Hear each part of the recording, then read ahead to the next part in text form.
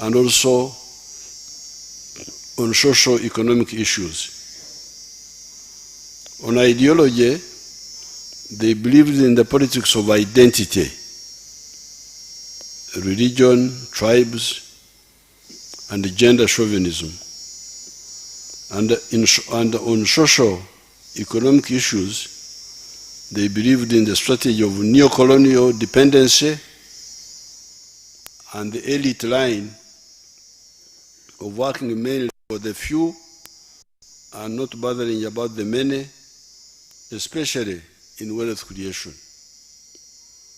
We, on the other hand, came to believe in the ideological principles of patriotism, love Uganda because you need it for your prosperity, Pan-Africanism, love Africa because you need it for your prosperity, and socio-economic transformation, which means metamorphosis from the livelihood of Jajja, Tekwaro, to modernization, and also the principle of democracy.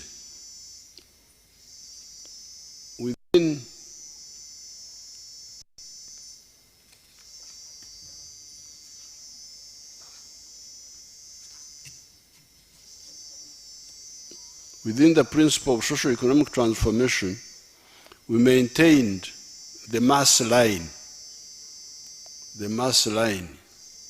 rather than the elite line of only serving the few and forgetting the many. The colonial and the neo-colonial economy of that time was, for instance, being described as an economy of the three C's and 3 T's. Wabewo awandika ensonga zino byenjogedde oluvannyuma bifunze mu Luganda, simanyi mutedde kwani ani oyo nsegumire okay. Wandika ensonga onazifunza oluvannyuma mu Luganda.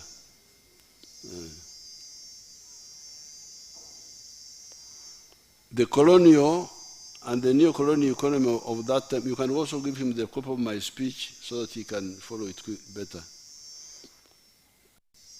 The colonial and the neo-colonial economy of that time was, for instance, being described as an economy of the 3 C's and the 3 T's. These were coffee, cotton, and copper, as well as tea, tobacco, and tourism. By 1962, this money economy was apparently covering only 9% of the homesteads. The rest, 91%, were in the non-money subsistence economy of only okora ekida kyonka, teach me each keken, working only for the stomach. Those colonial and neo-colonial economies were being described as enclave, i.e. island economies, meaning that a small island of money economy is surrounded by a sea of underdevelopment, a no-money economy. By the end of the 1960s, our student movement was clear that an enclave economy was a disaster for Africa and the third world. We are to build a new type of economy, which I will point out later. We indeed had started mobilization of Jajja, Tekwaro, traditional cattle keepers, Abadisa, right from 1966, walking on foot, kurar to kurar. We had even tactically started working with the UPC to see whether we could implement part of our vision. However, the internal weaknesses of these sectarian groups came to fruition. kubanga bali bitwali tukola nabo bali banafu. The people we are trying to work with, the UPC, the DP, we are all weak. They couldn't maintain stability. So while we had started working with the UPC 1969, 70, you will hear what happened because of their internal weaknesses. However, the internal weaknesses of these sectarian groups came to fruition. Idi Amin, an illiterate member of the Obote faction of 1966, unprincipled crisis. Ebizibu byankaga mu mukaaga byali tebirina byali biyimiridde ku nsonga enkyamu. Bali balwanda bikyamu ababirimu abakabaka yeka ne UPC bonna byebaliko byali tebiri ku mulamwa gw'abantu baffe. So in that crisis, Idi Amin had been part of the faction of Obote. But now he overthrew the remnants of the UPC party that had started crumbling ever since 1966. But Idi Amin yali mu Chiwayi. Chiwayi, is it a fragment? It's a fragment. Idi Amin yali mu Chiwayi kimu kya UPC. Kati yajjako ebisigara bya UPC ebyali bisigaddewo. Idi Amin removed the remnants of the UPC because UPC had started crumbling in 1966. Nadiope, one of the vice presidents, was in prison. Ibinjira, Secretary General, was in prison. Barak Chiria, so this was from 66. Arrested not by anybody else but by Boka Boka, our UPC.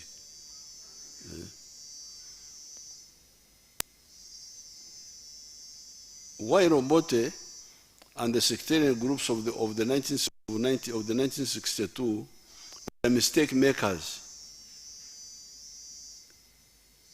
UPC ne DP bali mu nsobi bakozesa amadini bakozesa amawanga naye tugezako okukola nabo. They were mistake makers. But Amin was a disaster. Tiwaliwo omuntu ali serious eyalina kyako eyali asobola okukola n'Amin. We therefore, from the word go, decided to fight Amin and also use those repeated mistakes of the sectarian groups to create a Ugandan-wide political military force to lift Uganda to higher and the more principled politics and the transformative economic strategy guided by what came to be known as the 4 principles of patriotism, Pan-Africanism, socio-economic transformation and democracy. Amin okuyingira mu buyinza kyali kibi naye ate ffe twakirabamu omugaso. Twawalirizibwa okutandika okwenyigira mu kukola amagye n'ekibiina eky'abamwanayinki ne tuva ku biri bye twali tugezako okutiitiibya bya UPC, DP, Kabaka yeka. Twatandika line empya. Hence, we formed FRONASA, NRA, NRM in the 16 years between 1971 and 1986. Emyaka eyo 16 nsanvu okutuuka 86 twasobola okukolawo ejje epya n'ekibiina ekipya ekiyimiridde ku misingi ey'okwagala Uganda, kwagala Africa, okukyusa embeera y'abantu na democracy. Nevertheless, in all that time, we always tried to engage all the political groups of Uganda to see whether we could not form the widest possible alliance to help us transform Uganda. Hence, we engaged all the groups always, UPC, DP, Kabakayeka, the Nabodere group, etc. By 1986, when we defeated the remnants of the mistake makers of 1962, abantu bakola ensobi okuva 62 bali mu nsobi. Kati tutuuse emyaka 86, emyaka 24 tuli mu nsobi zokka. Bali ku mawanga, bali ku madiini, bye balimu. Emyaka 24 from 1962 to 1986. By 1986, when we defeated the remnants of the mistake makers of 1962, the neo-colonial economy of the 3 C's and 3 T's, the small enclave economy that was accommodating only 9% of the homesteads by 1962, had almost disappeared because of the bankruptcy and brutality of the Idi Amin group. Cotton and copper had collapsed, and so had tourism and tea. Only coffee and tobacco were still limping on.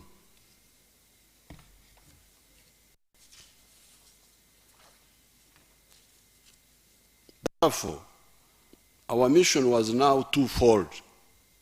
Kati 86 na twalina ebintu bibiri ebinene ebyokukola. Number 1, restore the small island of the 3 C's and the 3 T's where possible and necessary. And 2, transform the whole of Ugandan economy and society as we had always intended. Kati jukira myaka gyenkaaga twali tetumatidde enzirukanya y'ensi n'enzirukanya y'ebyenfuna. Naye ate okuva 71 n'akatono akaaliwo byenkaaga Amin yali akajjeewo. So now 86 twalina okukola ebintu bibiri eby'amaanyi. Okusooka okuzzaawo kali akazinga k'abazungu ak'ennyuguta 3, emwanyi, pamba n'ekikomo kya kirembe, ate n'etaaba, caayi wamu n'obulambuzi. Kali akazinga k'ebyenfuna abazungu ke baali balese wano, ffe twali tutulaba nti akazinga ako tekamala. Naye ate Amin bwe yayingira akazinga n'akasanyawo. So now 86 we had now a double problem. Number 1, restore okuzawo akazinga. Number 2, kukola ekyaffe kiri kye twali twagala okukola okuva edda, okukyusiza ddala ebyenfuna bya Uganda.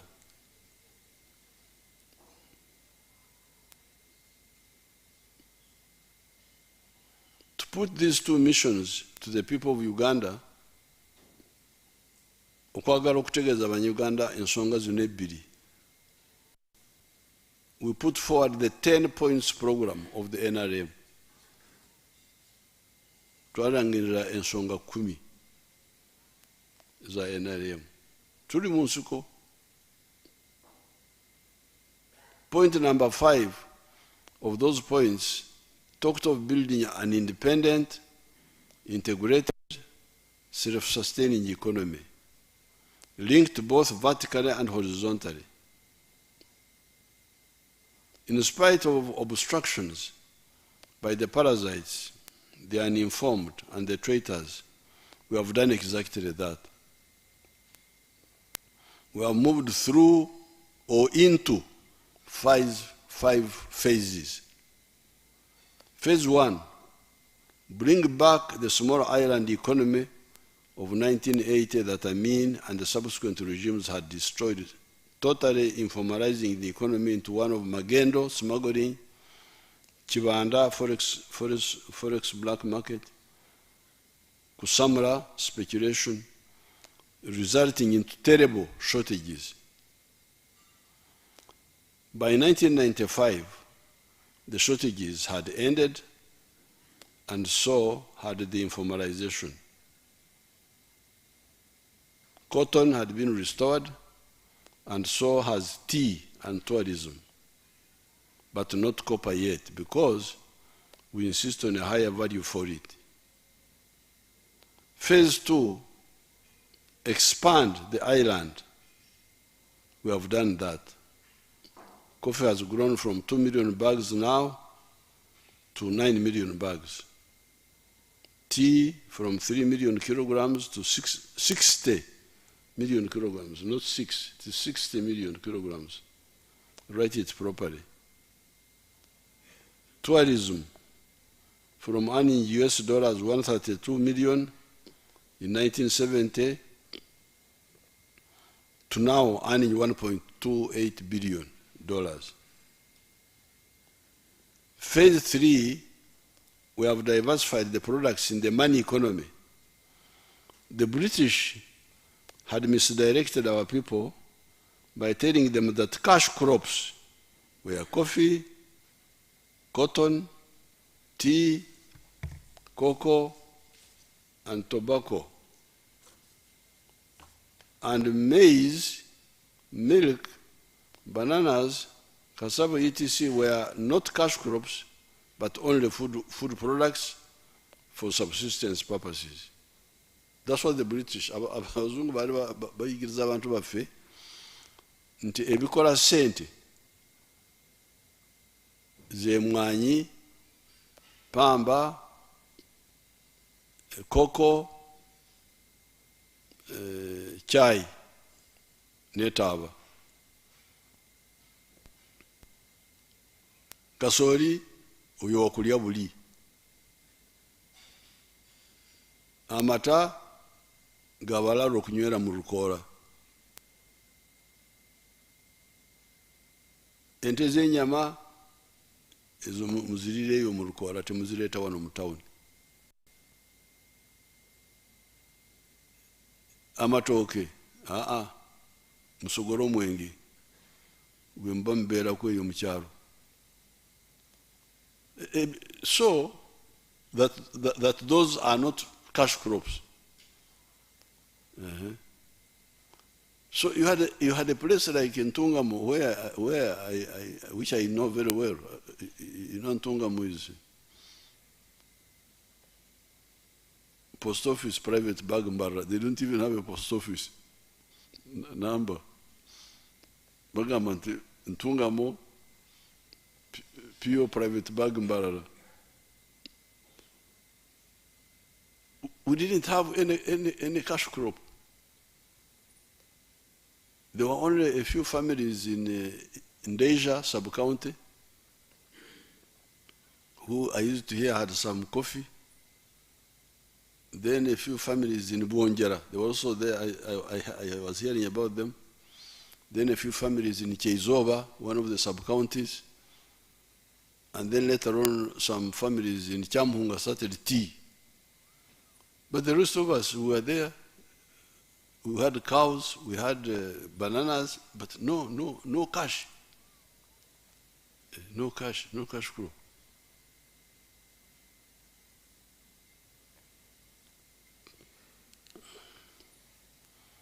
I rejected this logic. The basic human needs here, this is basic.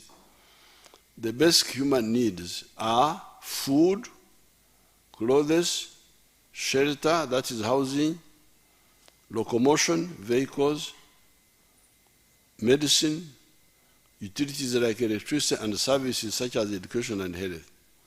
If you produce a product or a service for any of these purposes, it is potentially a cash product. All these are money. They are food, but also money. Therefore, on the agricultural side, we now have bananas, maize, cassava, Irish potatoes, milk, beef, sorghum, sugarcane, millet, beans, peas, groundnuts, palm oil, simsim, cocoa, fish, pigs, poultry, fruits, rice, cashew nuts, etc., as cash crops or cash products on top of the original colonial cash crops. That's our situation. Bali bagamba nti omukaaga ffe tugamba nti 40 kumpi. Byonna bikola sente, bino byonna byemenya wano. Phase 4, we have been insisting on value addition. Where we have succeeded, returns are very high. The milk industry was initiated, has expanded, and we are producing a number of final products such as long shelf, long haul liquid milk, long shelf life liquid milk, yogurt, ghee, butter, powdered milk, and derivatives from milk such as a protein known as casein, apparently needed in food supplements and medicine. Maize processing is growing to produce maize flour, akahunga, animal feeds, starch, etc. Cassava processing is growing, producing cassava flour, starch, ethanol, etc. With coffee, we are determined to add value to it, so that instead of a kilogram giving us $25, it gives us $25. No, instead of giving us $2.5, this is 2.5, my people. 2.5, it gives us $25 to 40, and creates more jobs for our people. Cotton, the shirts I always put on are from our cotton. The shirt I'm putting on right now is from our cotton with polyester added from outside. You Ugandans, please help us to get rid of imported clothes, including dead people's clothes. Engoye z'abafu zemuleeta wano zemuyita second hand. Engoye z'abafu Banyankole bazita mtwijuro. We squander $418 million per year on imported cloth. Phase 5 has been the introduction of the knowledge economy. This is the economy that is not just based on more processing of the mere processing of the raw materials. It involves the greater use of science and skills. This is where the automobiles industry is, the vaccines, the vaccine making, the assembling and manufacturing of computers and computer parts. That's where they come in. Our economy was $3.9 billion in 1986. It is now $55 billion. It has been growing at the rate of 6.3% per year for the last 38 years. We are now a lower middle income country with the GDP per capita of $1,154. Therefore, the groups that have been misinforming the public recently about the parasitic agencies that we are rationalizing, especially coffee, are a disgrace to the country. I even feel embarrassed to participate in the controversy. Mpura n'okuswala eggwanga lyonna okubeerawo boogala ku bitaliimu mwanyi.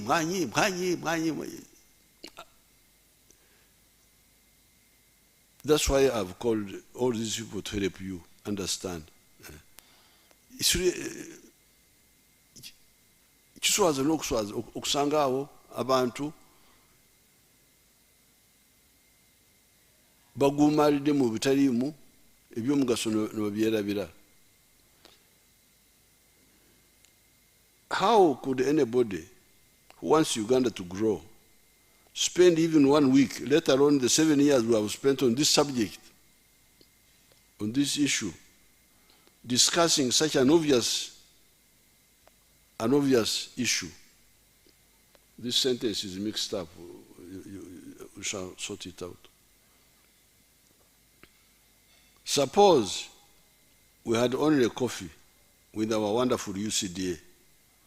How would the country survive? Because you see, coffee. Now suppose, okay, let's say, we now say, okay, thank you very much. Let's only do coffee. Kubanga UCDA, now another people are saying, coffee.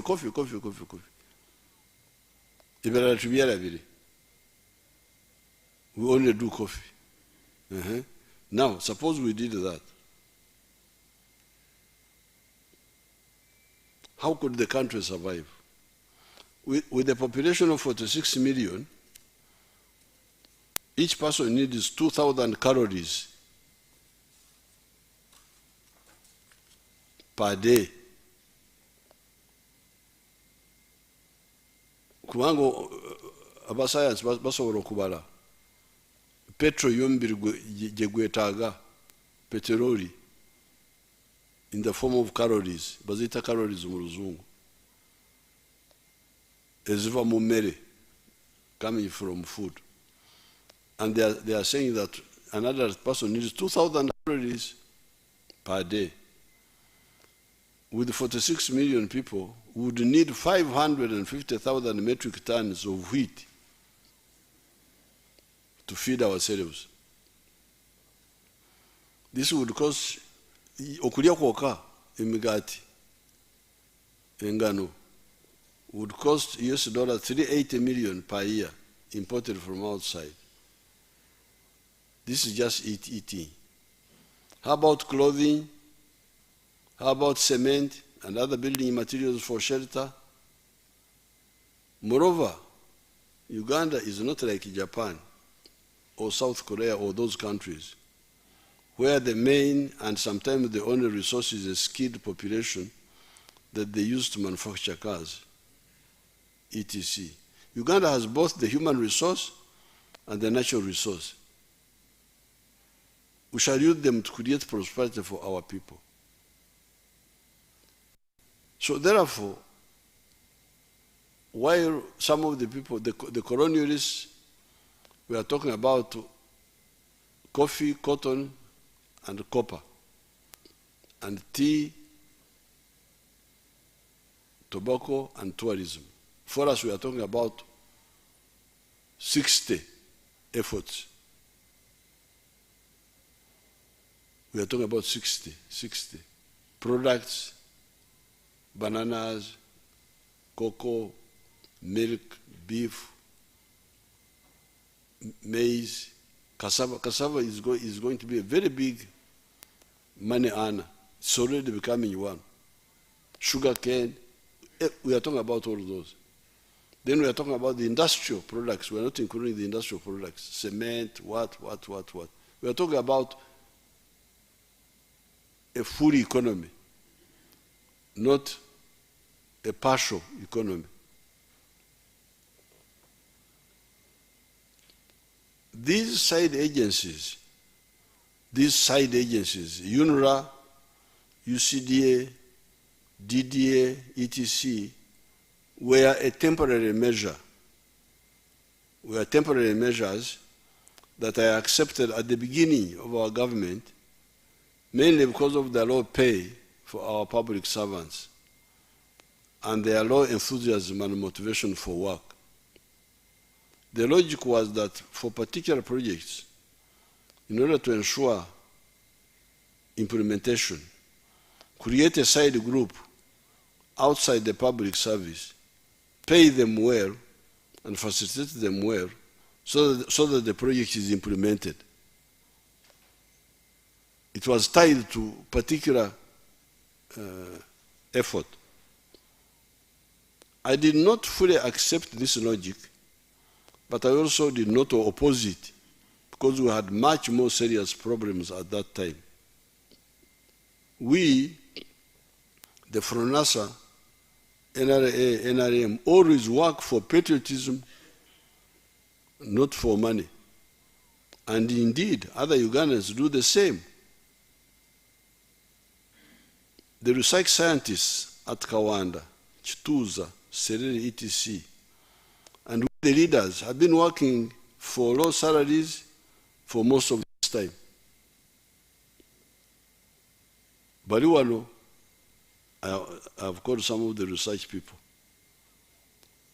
I think one of them can speak. Do you speak? Who speaks English? Okay. Put on your microphone and speak what you do. Your Excellency, at NARO, an agency under the Ministry of Agriculture, Environment and Fisheries, we conduct agricultural research on crops, on fisheries, on livestock, and forestry. Your Excellency, over the years at NARO... When did you start working? Your Excellency, I started working in 1988. At that time, the research wing was under the ministry. And then in 1992, when NARO was established, I was moved from the ministry to NARO. And I've been able to get up in the ranks, and today I'm the Director General for NARO. Your Excellency, over the years, NARO has been able to develop over 1,000 different crop varieties. So most of the food we eat in this country, Your Excellency, is developed by the scientists under NARO. Your Excellency, specifically to coffee.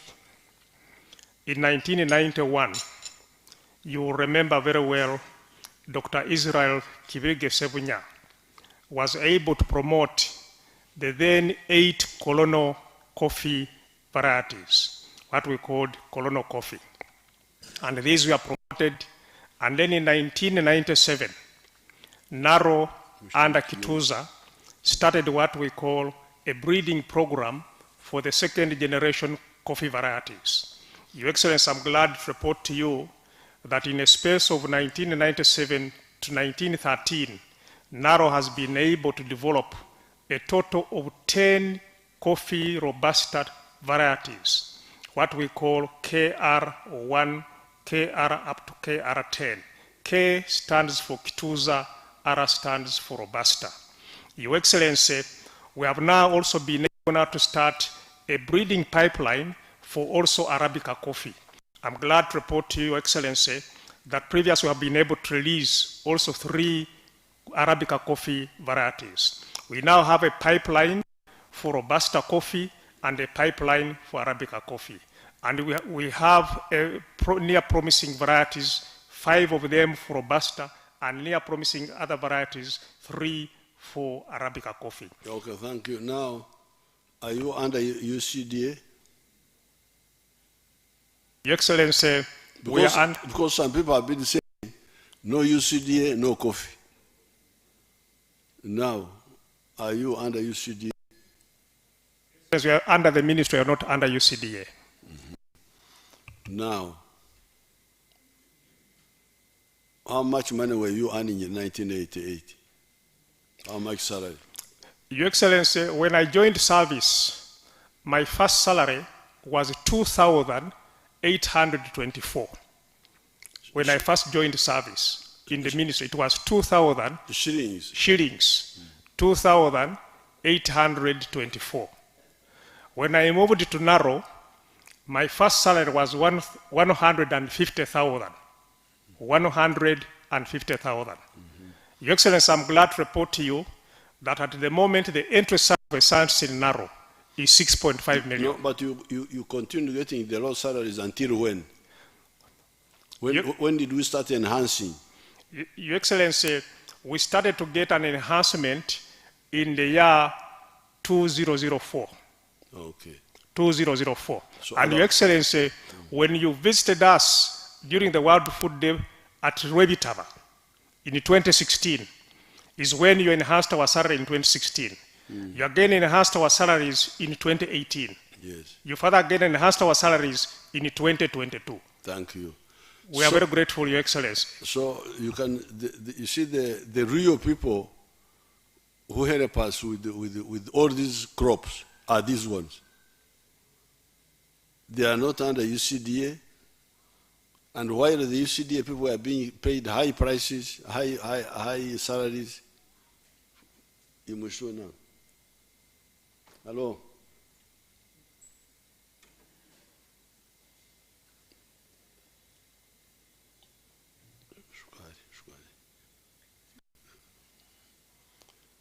While the UCDA were getting high salaries, these people were getting low salaries. Like us, we the freedom fighters, we were not working for money, we were working for our country.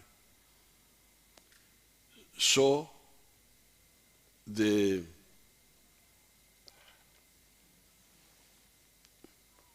therefore, the other logic, which was actually being pushed by the donors, of saying that no high salaries, no work.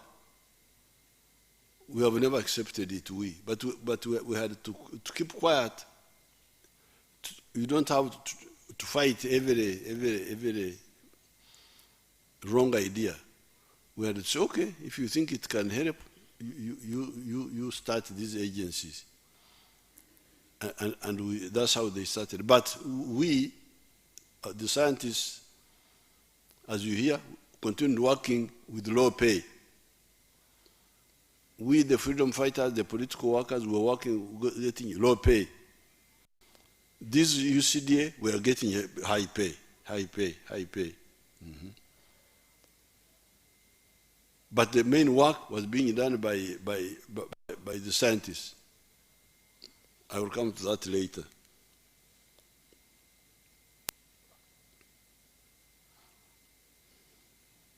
However, the research scientists have developed for us excellent banana, coffee, tea, cassava, beans, etc., seed materials, and we have promoted their widespread growing in the country in spite of getting low salaries. So the people have done the work for not only for coffee, for all the other crops. The scientists getting low pay, not under UCDA, and we, the reformers, you can call us the reformers, who want our people to get out of poverty, who now go and propagate and advise to preach the gospel of get out of poverty, do this, do that, do that.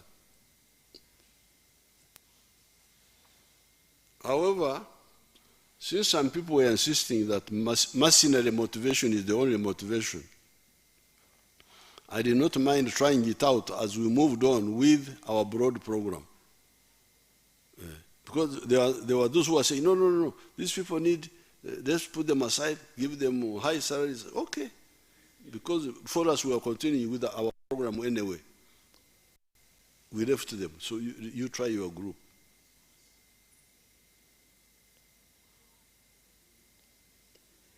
Those agencies, however, never performed well at all, in spite of the huge money we were spending on them. How do I know this?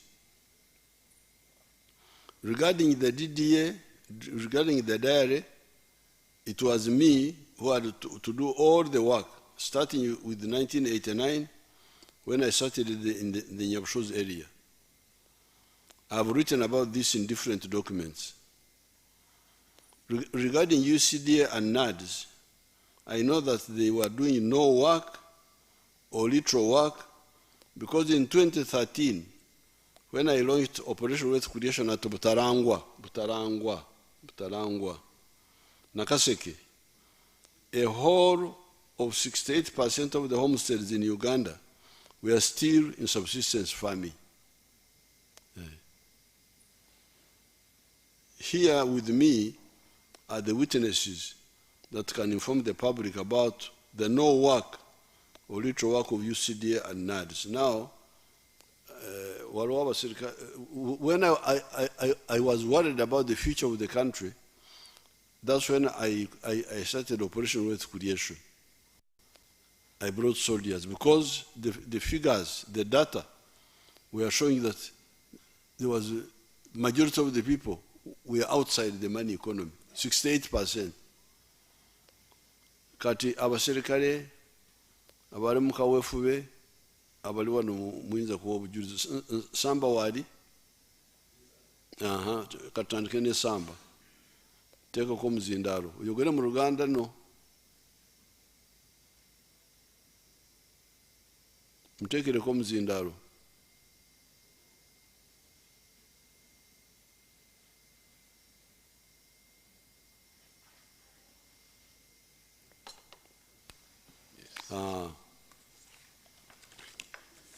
Your Excellency, sir, Amanya Kanosamba, Coordinator, Wealth Creation, Gweta Masaka. Sembero muzindalo. Okusookera ddala nsooka okwebaza Your Excellency okuteekawo purogulaamu ey'okukulaakulanya bannayuganda. Your Excellency, watwapointingira okutandika okusomesa abantu okubajja mu bwavu naddala mu bintu eby'enjawulo ekisookera ddala okulima emmwanyi. Your Excellency, wetwajjukira nti bulungi bwe twatandikira okutandika okugabira abantu emmwanyi n'okubasomesa ennima y'emmwanyi oluvannyuma lw'okutwala e Makerere ne batuwa emisomo, ekyo nakyo tukikwebaliza. Your Excellency, emmwanyi naddala emmwanyi ze twatandikirako okugaba twatandika 2013 mpaka 2019. Gweta Masaka tulina districts 10 ne tubeera ne constituency 22 ne tubeera ne county 84 sub county amagombolola ne tubeera ne parishes 404. Your Excellency, tulina district 10 ngenda kutandika ne Bukomansimbi. Bukomansimbi twagaba emmwanyi milioni 18 n'emitwalo 7 nga zikola acreage emitwalo 4 mugumu 15,505. Kalangala twagaba emmwanyi emitwalo 2 nga zikola acreage 4,640. Kalungu twagaba milioni asatu nga Emitwaro. zikola Emitwaro. miliyoni. Million. Yes. Okay. Miliyoni asatu. Nga zikola emitwalo 67,733.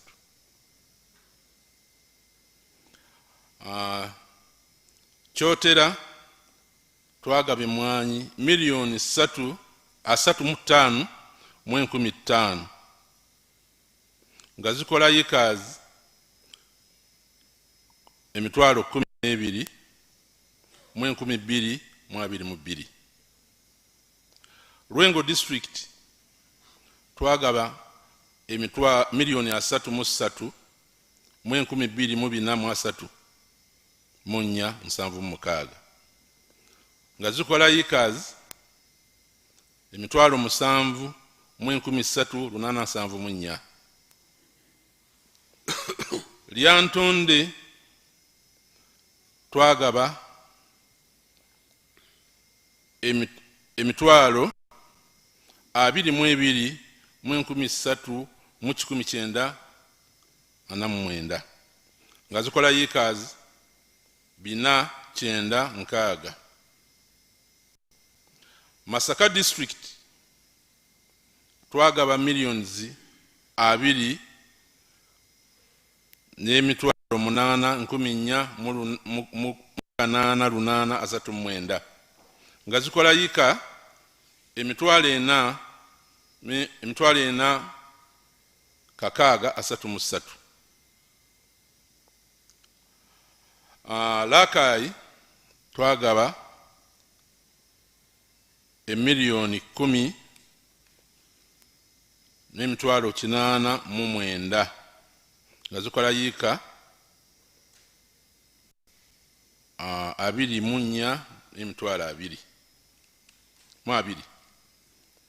Sembabule twagaba miliyoni 2,777,418 nga zikola acres 4,465. Zonna omugatte nga zikola acreage emitwalo 5,009,886. 500,000. Yes, sir. 550.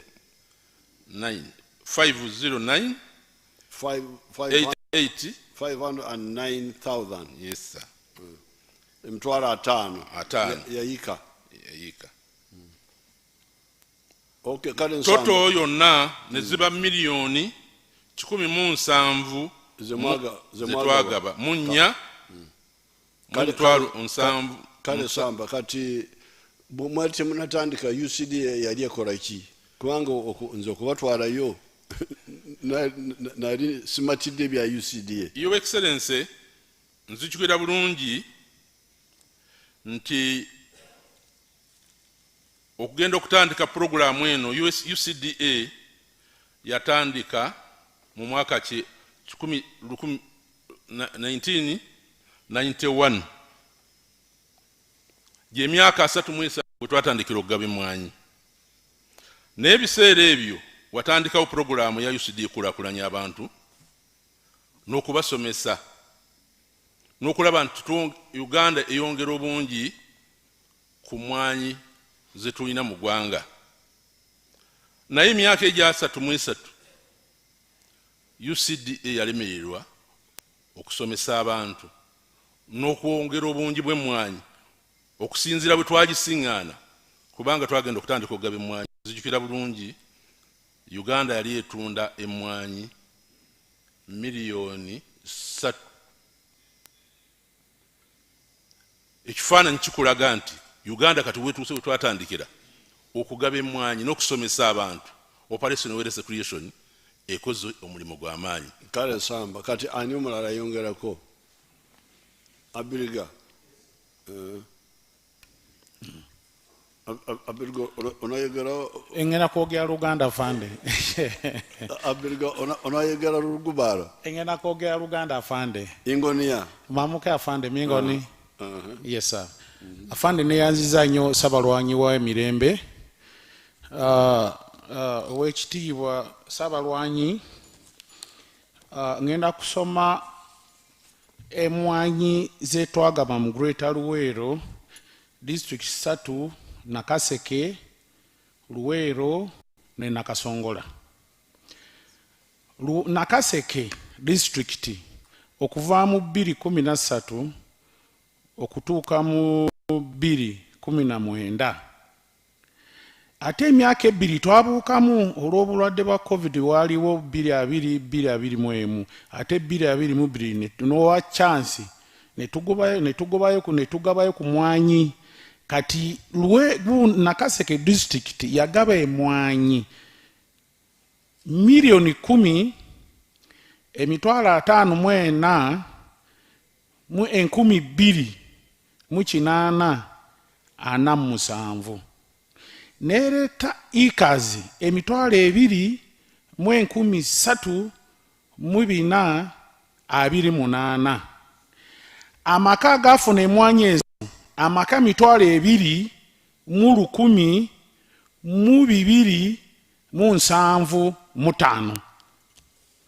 tudda ku Luweero twagaba emwanyi endokwa emitwalo 3 milioni 3 mu mitwalo 82 mu 6 mu 893 acreage netufuna acreage emitwalo 7 mu 722 amaka emitwalo 6 mu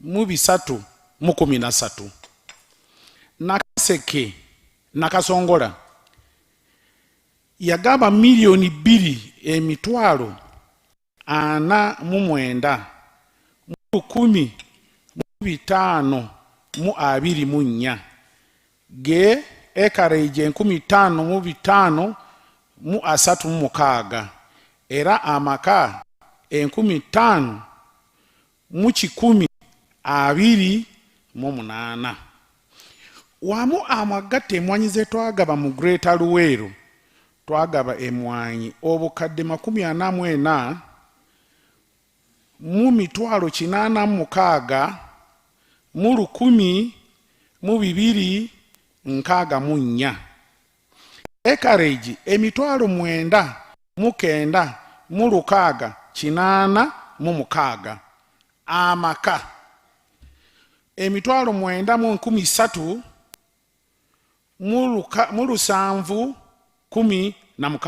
owekitiibwa Ssabalwanyi w'abalwanyi Kati zona omugate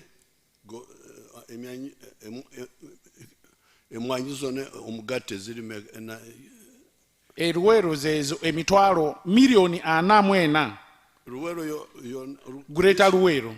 Okay. Yes sir. Emitwalo 44 milioni 44 mu mitwalo 86 mu 1,263 ye acreage mitwalo 9 mu 9 mu 686 amaka gafuna emitwalo 9 mu 13 mu 716 kale ya yes sir.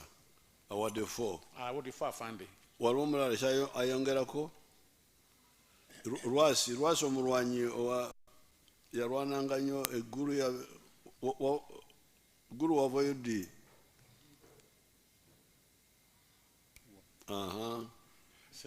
Sembeze omuzindaalo kakati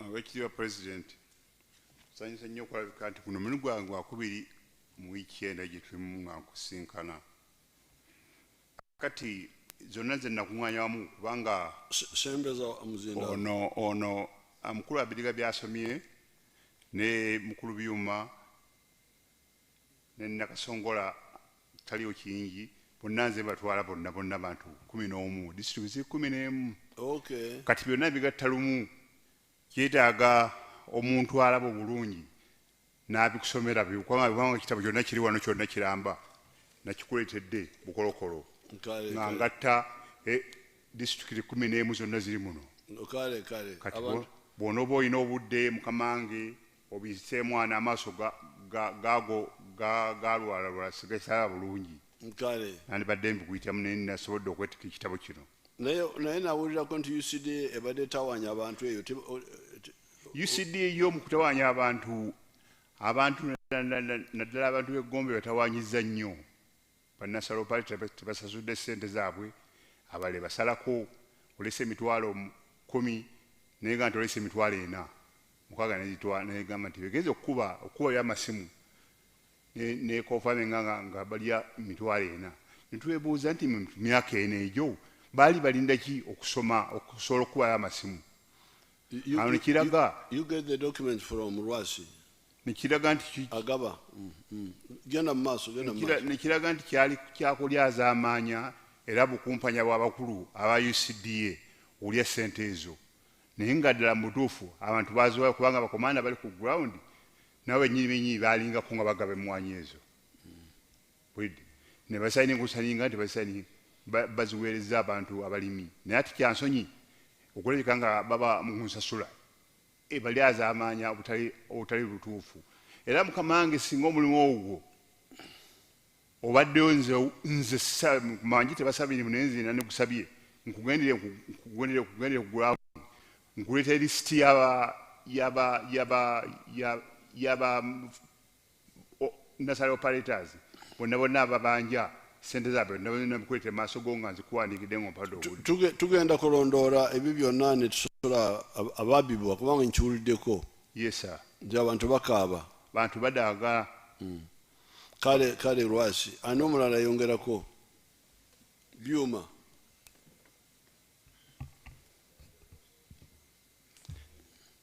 owekitiibwa pulezidenti waffe nze gwange ngenda kukaatiriza nakaseke bamaze dde okunsoma emmwanyi zenagaba gye tukolera eyo banayinki basanyufu nnyo olw'operation werescreation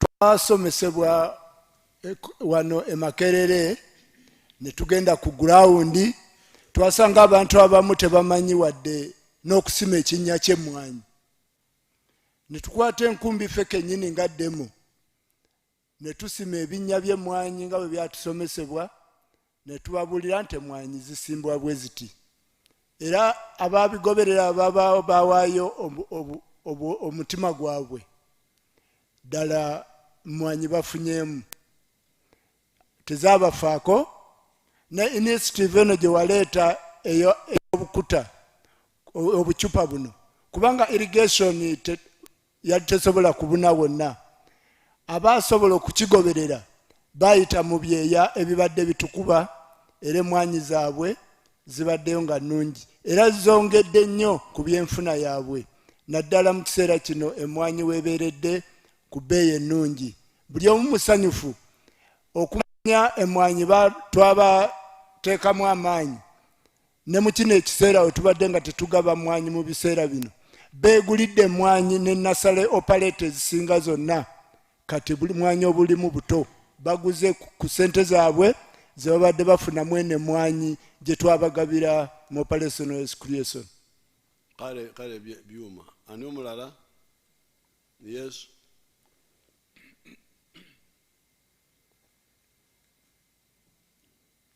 teekako omuzi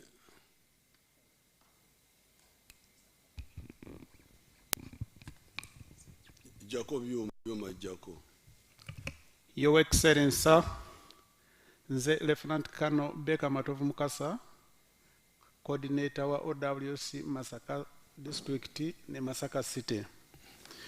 Nze kantwala omukisa guno okwongerereza ku ebyo ebisooka okwogerwa Kano Samba n'abalala nga nkunnyonnyola kiki ekyatusobozesa okutuuka ku kye tutuuseeko kati ku kirime ky'emmwanyi bwe twatuuka omusomo gwe twafuna Makerere nga gyeno byuma bwakyogedde kyatuyamba nnyo okutegeera ekyokukola era bwe twatuukayo kitwasooka okumanya nti abantu baali babulamu okukyusa oba okubatereeza endowooza zaabwe ku kirime ky'emmwanyi ng'abantu baweddemu essuubi nti ekirime ky'emmwanyi tekikyali ekyo ekyali kibafunira. Naye twakola nnyo nga tubakunga ne tubakakasa wamu n'okubaagazisa nti baali singa bakikola obulungi kyali kyakubafunira. Era twagenda mu maaso ne tuba nga tukwataganira wamu ne district local government mu kuteekateeka abalimi abo awamu n'okugoberera nga bafuna emmwanyi ate okuddayo amangu ddala nga bakazifuna ne tukakasa nga bazisimbye ne bazisimba nga amateeka g'ebyobulimi ku kirime ekyo bagalagira. Ate era se twakomaawo twagenda mu kulondoola nga tubalambula kakasa tulabe ddala obanga emmwanyi ezo tebaziragajjalira ne bakikola bulungi. Kati Mukasa bano abadde bagamba nti no UCDA no coffee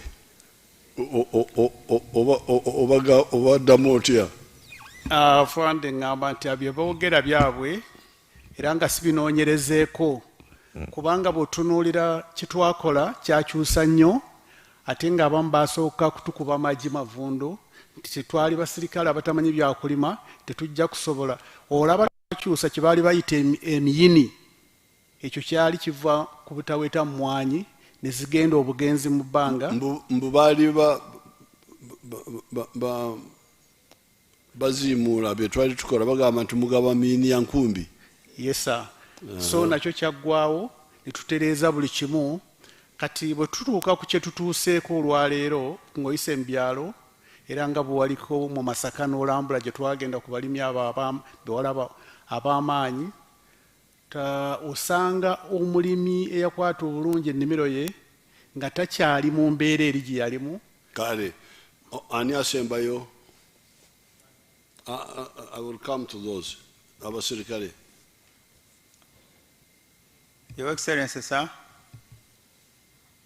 Kale Mukasa ajja kwakanani jako. Excellency, sir. Amanya Kano Godfrey Kaliowa Makulubita musajjawo atwala katika mu South constituency. Owekitiibwa watuduumira omwaka 2013 tugende tulwanyise obwavu mu bantu bo. Mu myaka egyo twagaba ebintu bingi naye ng'essira watugamba tusinge kulisimba ku kirime ky'emmwanyi. Era bwe twatuuka twatandika okukunga abantu okubasomesa mu ngeri y'okubateekateeka kubanga tewali muntu yenna gwe twawa mmwanyi nga tetumaze muteekateeka. Ate ekitaaliwo ku UCDA twateekateeka abantu ne tutandika okubagabira emmwanyi. Era nze mu constituency yange eyakatika mu South constituency ngenda kusoma figa yokka okuva mu mwaka 2013 awo twabuukawo okutuuka mu 2019 twabuukawo awo emyaka ebiri ate ne tugenda ne tugabayo mu 2022. Katika mu South constituency yafuna twajiwa emmwanyi 7,889,612 as acreage omutwalo gumu 7 mu 3 mwana 3 amaka agaganyulwa gali omutwalo gumu 14,789 ge maka agaganyulwa. Okujjako waliwo okusoomoozebwa okuliwo okwalema okubadde kukyalimye UCDA okutuukiriza ke kawuka akakaza emmwanyi ke bayita trigbowara akawuka ako kajojobya nnyo abalimi baffe. Akakakaza obutabi bw'emmwanyi, waliwo akawuka akakajja ne kabiika mu katabi kano akabalako emmwanyi, ne kagenda nga kakaza emmwanyi mpola mpola mpaka ekikolo kyonna ne kiggwawo. Paka okutuusa kati abantu baffe abasinga akawuka ako kabajojobya nnyo. Okusomoozebwa okulala kwe bubbi bw'emmwanyi, abawulula emmwanyi ekiro bajja ne bawulula emmwanyi n'ebito byonna nga babitwaliramu. Ate kyekimu era kyekyali kireese omutindo gw'emmwanyi okulaba nti gwali kukola ki, nti gukka, nti emmwanyi yaffe bwe yagendanga katale nga si nnungi, olw'ezo emmwanyi ze babawululanga nga zikyali ki, nto. Kati nga nze nali nteesa nti senga tusobola okuteekawo etteeka, kubanga emmwanyi zino be baziwulula waliwo abazigula. Nze nali nteesa nti senga wabaawo etteeka erikwata ku abo abagula emmwanyi ezo ento, kyalikoze bulungi nnyo, nti twali badde tulwanyisa obubbi bw'emmwanyi, kubanga ono aziwulula nga manyi yagenda ozikola ki, okuzitunda.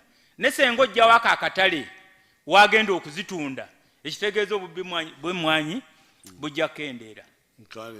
Webale nnyo Oweekitiibwa President. What is the answer for the boer? The boer.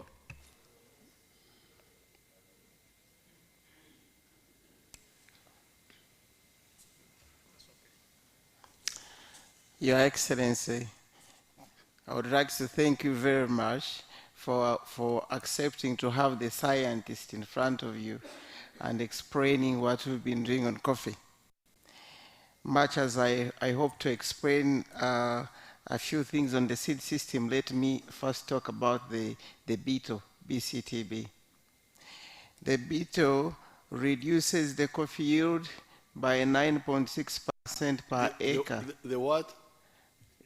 The beetle, BCTB, it's a small beetle that make tunnels, as he explained, in the primaries, and the branches. Okay. The branches will dry, and then you can no longer have coffee beans. So it reduces the coffee yield in an acre by 9.6%, which is around 520 kilograms a year. At the Institute, we developed a trap that uses ethanol that you can put to waraji, this local ethanol. And the efficiency is about 90% in controlling the beetle. So it can be controlled? It can be controlled. Oh, okay. If we can have these traps multiplied and distributed in farmers' gardens, and they help us to engage the communities, because if one farmer controls and others do not use the traps, it's difficult to manage it. Okay. So if the effort is there, we can control the damage. Thank you. Now, the one who is controlling the TV, I want you to put my people of Chisozi, because I'm also a coffee promoter, before I go to other people.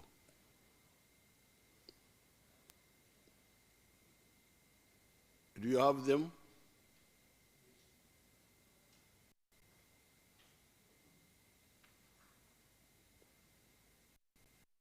Nali mu lukiiko lwasooka okukuba ku geeti mu kyalo kyange, kubanga lwe lukiiko lwasooka okukuba mu kitundu kino.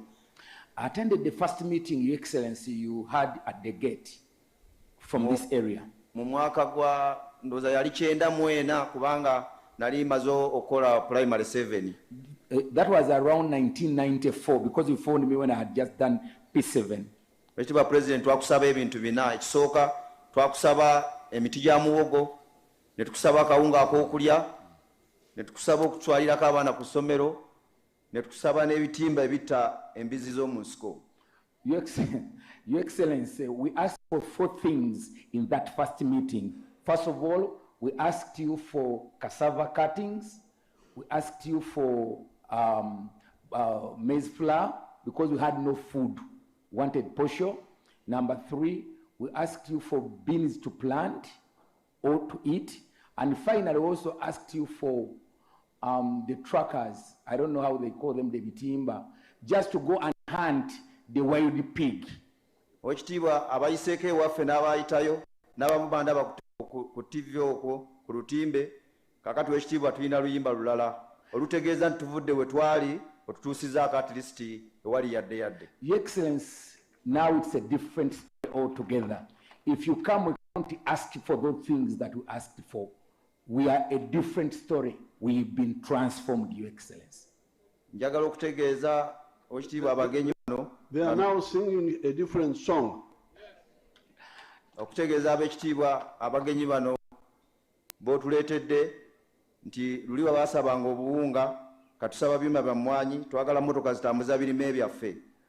Your Excellency, the song was about asking for cassava cuttings, maize flour, beans to eat. Now the song was changed. Maize flour for eating, because the food, they were asking for food donation. Okay, it's a long. Now the song has changed. It's a long. You for can maize haras. Now, what my people there are saying that in 1994, when I started with them, they were asking me for kaunga to eat in their homes because they had no food. But now they are singing a different song that they're asking me for ebyuma byemwanyi, for coffee halas, kati bagaga, bili byokusabiriza babivako. Now, let me, so that is my group of Exodus. I had nothing, I am the one who mobilized them, nothing to do with UCDA. I had never heard of UCDA there myself. Now, some members of parliament have their experience with UCDA. Katubawulirize abali wano. Bogere mu Rwanda. Yeah, thank you so much, Your Excellency. Erinnya eryange nze Mutumba Abdul, member wa parliament, akiikirira ekitundu kya Kiboga West. Your Excellency, Kiboga omumanyi bulungi, twogera ku magombola ge Lwamata, Kibiga, Nkandwa, ebitundu ebimu e Kasejjere gye walwanira, Kapeke, Kayera, Kyekumbya, Kiboga district tuli balimi ba mmwanyi. Nafuna omukisa emyaka egyo egyogerwako 2013, 14, 15 paka 2016 nali mukulembeze ku district ya local government. District local government ye Kiboga. Okay. I was a councillor at that time. Era twakola n'afande mural gwakwasa obuvunaanyizibwa bw'okugaba seedlings, inputs mu balimi b'e Kiboga. Afande mural tasobodde kujja kubeera wano ne banne kubanga mugonvu, naye ebintu ebyagabwa mu Kiboga byali bingi, nga kuliko endokwa z'emmwanyi ezigenda mu bukadde obuwera 20, n'ensigo endala ez'emiyembe, ebijanjaalo, kasooli, ente n'enkoko.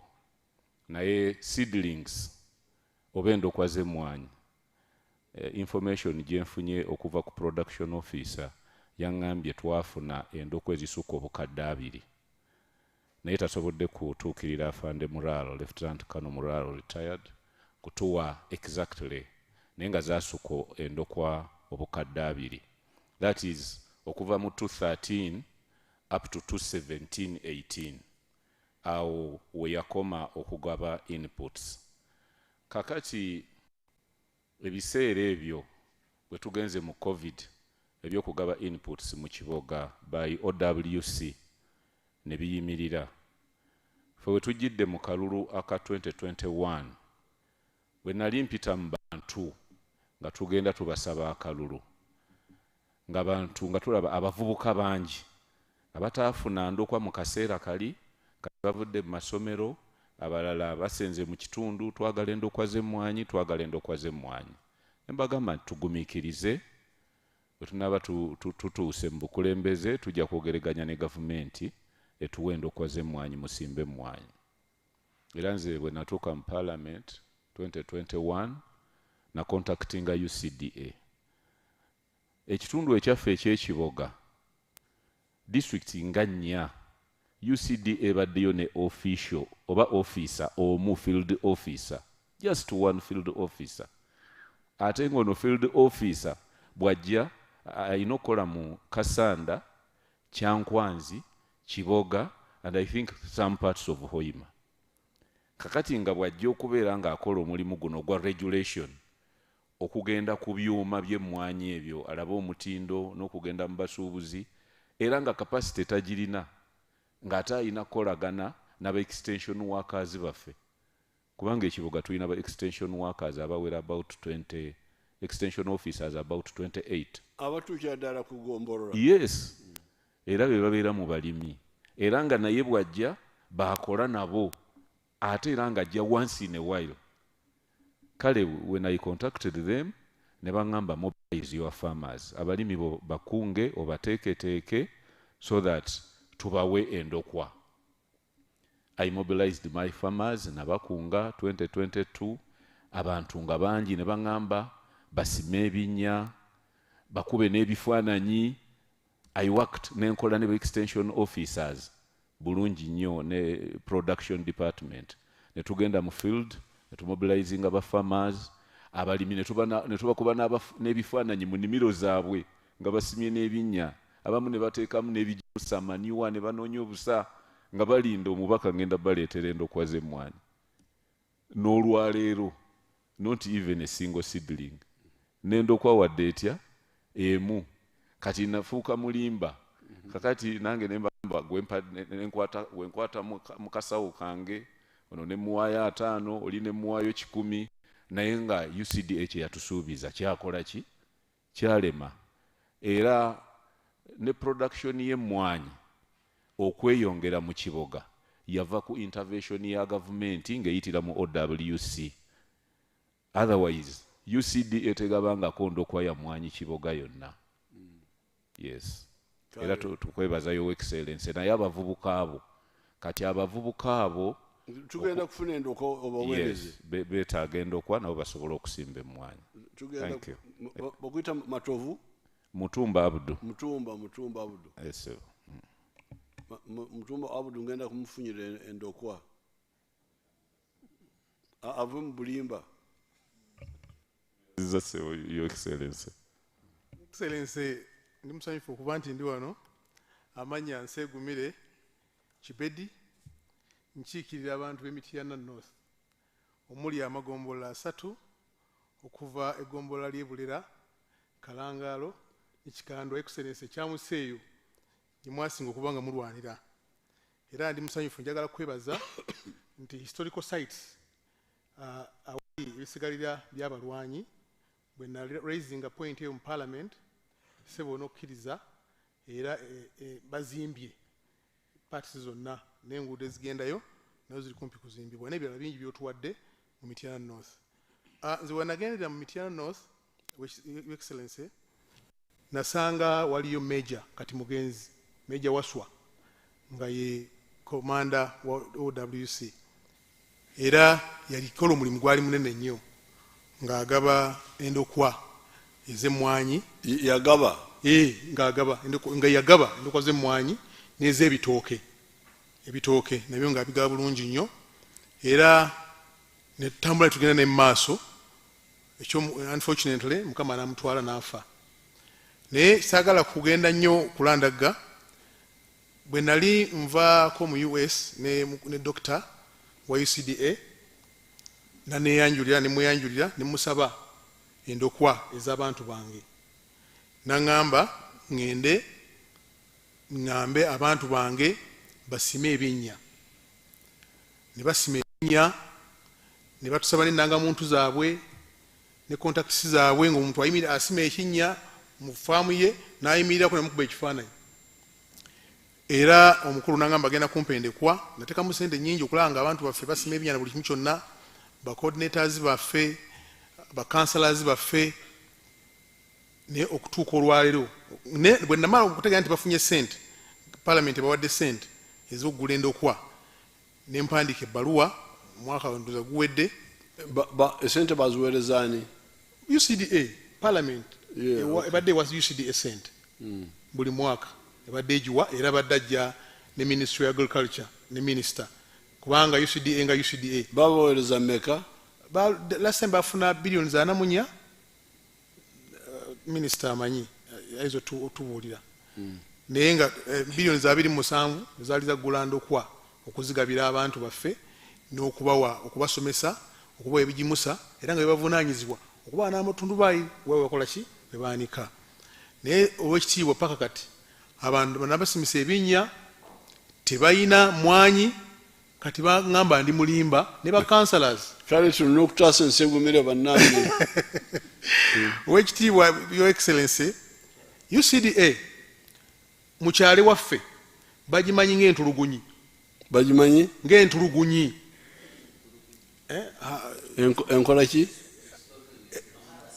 harassment it harasses people okutulugunya yes how 2 weeks ago nali nva namutamba nga nzikirira nensanga nga bayiye mwanyi nyingi nnyo ku kkubo naye ng'ate abantu bali mu kuzeera bwe ntuuka ebakijulula omanyiwo nensanga omuvubuka ng'akaaba agudde wansi ng'agamba nti UCDA tutte omukyala we n'emmwanyi basutte mmwanyi nyingi nagoberera ne ngenda emityana ne mbuuza omukyala wa UCDA omukyala aliwa emmwanyi zo ziriwa bwe bakwata emmwanyi ensawo 10 excellence bayiwako ensawo 3 emusanvu ne bagutwala ate esatu ezo bayiye abantu bajje bazikuŋŋaanya ne bazizza mu nsawo bazitwala ne bazitunda babadde bakwata ebyuma eby'emmwanyi naga nti wakubye emmwanyi mbisi ku ssaawa 6 ku ssaawa 8 ekyuma ne bakisumulula nitubuuza ekyuma kibadde kikuba emmwanyi ku ssaawa 6 nga mbisi ate ku 7 kiguddewo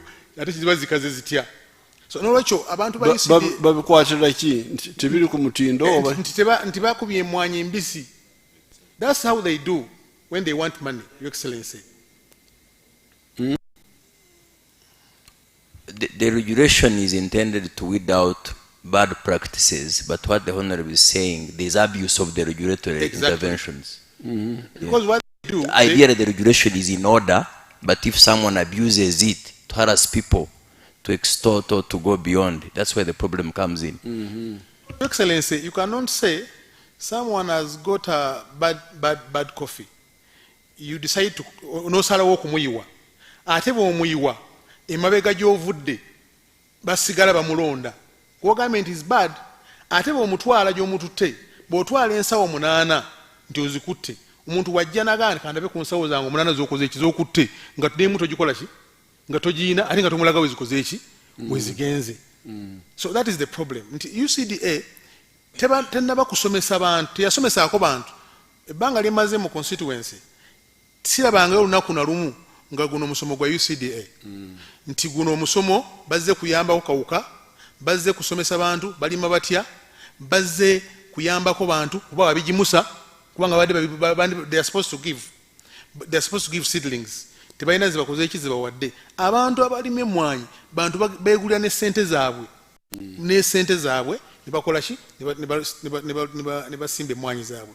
Your Excellency, abantu baffe tebalina buzibu na kugondera mateeka naye ekizibu harassment gyebadde bafuna ng'omuntu niwankubadde ayagala nga Honorable Minister bw'agambye ayagala okuteekesa mu mateeka naye ate yennyini yamenya amateeka n'olwekyo abantu UCDA omulimu gwebadde ekola Ministry of Agriculture esobola ogukola. Your Excellency, abantu kye balina bannaffe kye badde bagamba nti emmwanyi President Museveni azitwala era alinako 50%. Yes, era alina monopoly nti emmwanyi baagala ziwa for instance nsebire yabazigula tebakola ki tebagula kati ye poison ebadde muki ebadde mu bantu. Your Excellency, bwe twali ku radio ku TV about 3 weeks ago ku NBS nayinako babaka bannange nga tuli ku pano we are talking about the same babaka bannange omu n'agamba nze nafuna emmwanyi emitwalo 600,000 seedlings mulala n'agamba nange nafuna emmwanyi almost emitwalo 7 neŋŋamba how come we are members of parliament I requested I never got ate gwe wafuna emitwalo nkaaga. Where do you get that 600,000 from? Where do you get that 700,000 from? Where do you get that 300,000 from? So nembagamba, is UCDA segregative? Your UCDA eina ebyana nebitali byana. Ebyana nagana. So Your Excellency, emwanyi bannayuganda bali redde okulima emwanyi era bagali emwanyi kubanga emwanyi tezisookedde wano. UCDA ebaddemu emyaka 3 mu existence, 30 years from 1991 Parliament we enactinga UCDA Act. Okutuuka emyaka olwaleero lwaki emwanyi zibaye tezeeyongera? Lwaki kakati zeeyongedde mu mwaka guno? UCDA mabega badde teriiwo? That is the question we are asking our people. So nolwekyo UCDA, Your Excellency, like you said, tegula mwanyi, tetunda mwanyi, tesuubula mwanyi. N'okutwala n'ebweru si ezikola ki? Si ezitwala. Your Excellency, bw'wajjawo Coffee Marketing Board, ng'omaze okulaba nti waliwo monopoly, ate sente zigenda omuntu omu yazifuna, n'oleeta UCDA, buwagireeta okusobola okuyambako okupromotinga ekirime kyaki ky'emmwanyi. Your Excellency, Honorable Frank ne Honorable Bright babadde bajja mu Parliament okusaba sente za agriculture, naye nga ne UCDA be bagikulembeddemu abakulu bano be bakulembera UCDA okujja mu Parliament. Kitegeeza ki? Nti UCDA teri independent, eyina ministry mwekola ki? Mwegwa. So abantu abatulaba abasibo ne banyabo tulowooza nti UCDA okuvaawo oba oliawo it is a blessing in disguise. Abantu extension workers bali abali ku magombolola babeere effective, bakole buki bulungi. For instance, nga maliza Excellency, extension worker waffe ow'ebulera oba ekalangaalo oba ekikandwa bw'olaba sente zaafuna ntono nnyo n'entambula gy'atambulamu. Of recent twabaka bamaloba wa pikipiki baali tebalina, naye ng'ate wa UCDA emmotoka emu avuga emmotoka milioni 3 mwajja mwatambulira. Omusaala gwafuna mungi ate guno mutono nnyo. Kati omuntu waffe extension worker aba tasobola kuba na maanyi kukola ate ng'ali ku ground okusinga aliwa okusinga UCDA. UCDA afuna kinene akola kitono, extension worker akola nnyo ate afuna ki?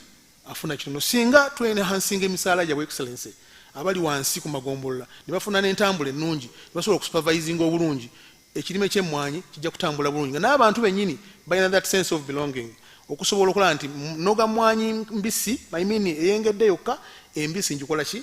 Njireka. Tulina okukyusa, we have to cause for mindset change. Kulaba abantu baffe batunula mu ntambula ki? Endawula. Otherwise, Your Excellency, tukwebaza okusobola okuvaayo.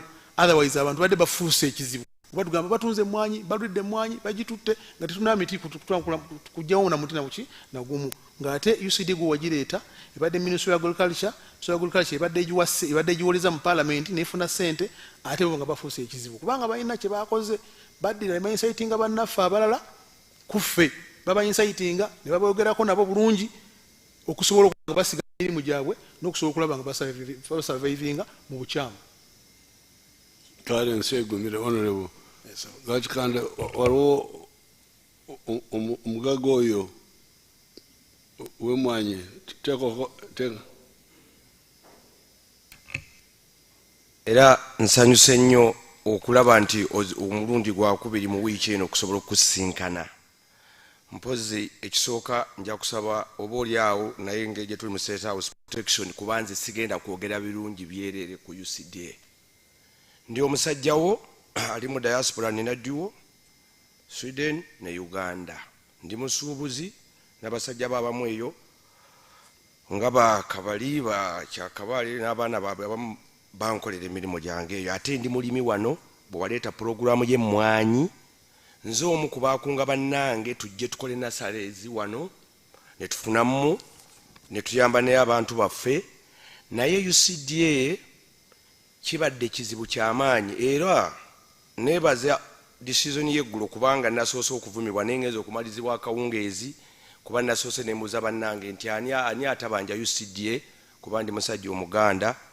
Awo ne bakkaanya. UCDA buzibu bwe buluwa. UCDA Dr. Yatomera munansonyiwa bakama bange.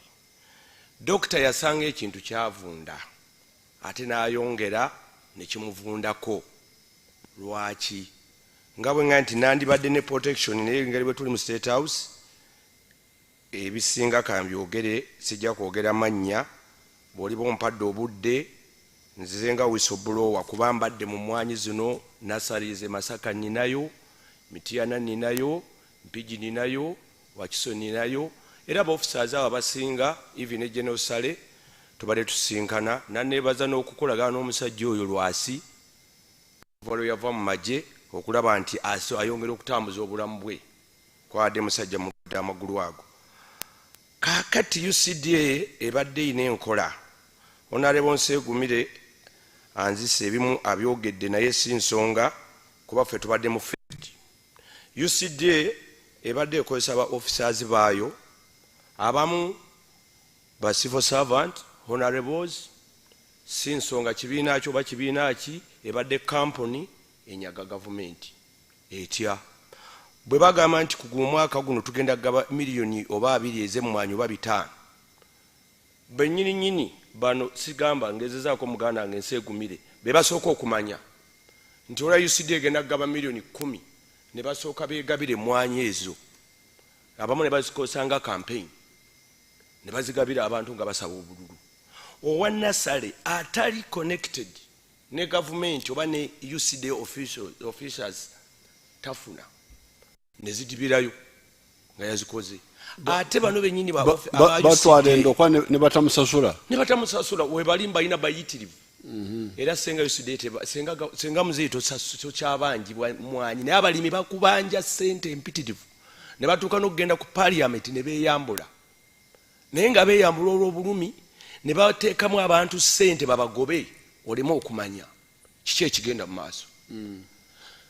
Waliwo department eya accounts nfu etya balina akakodyo ke badde babbiramu kuba ndi musajja musuubuzi ne bakugamba nti mugende baba bonna ba officers bw'oba ogaba emmwanyi bamanya ne bamanya order egenze mu district yaabwe mu constituency yaabwe ne bazirinda ne bazirecevinga officer wa OWC n'ateekako omukono owa UC n'ateekako owa Gombola n'ateekako n'abeebalo ne bazitwala bwe babuzitwala akakodyo kaluwa ne badireyinga okusasula ne muweereza sente basasule mu balimi ne basooka bazirinnyako kakati wayitawo time y'okusasula ne bagamba ba auditor baffe baakubye essimu oba ekyampisi yes olupapula lulaga nti bonna baakakasa nti wagaba emitwalo 6 naye ate ffe tulabye 3 era zetugenda okukusasula okkiriza sayininga wano ensonga y'eggomba kuba eggomba babadde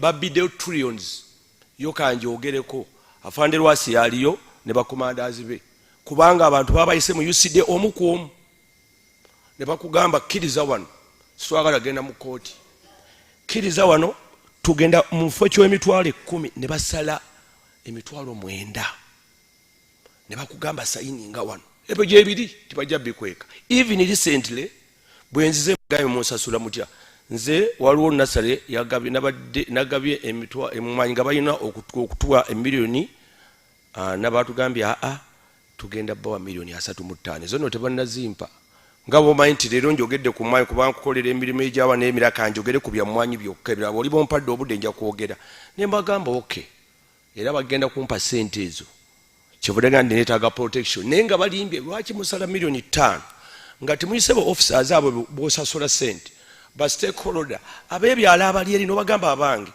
omwamugabire emmwanyi ze bweziti naye ate kaakati mugenda muwa sente bweziti UCD ebadde yeemalirira naddala department eya accounts auditing legal twagezaako through some contacts ne twagala tuengaging doctor tumuyambe doctor yani oyo I'm sorry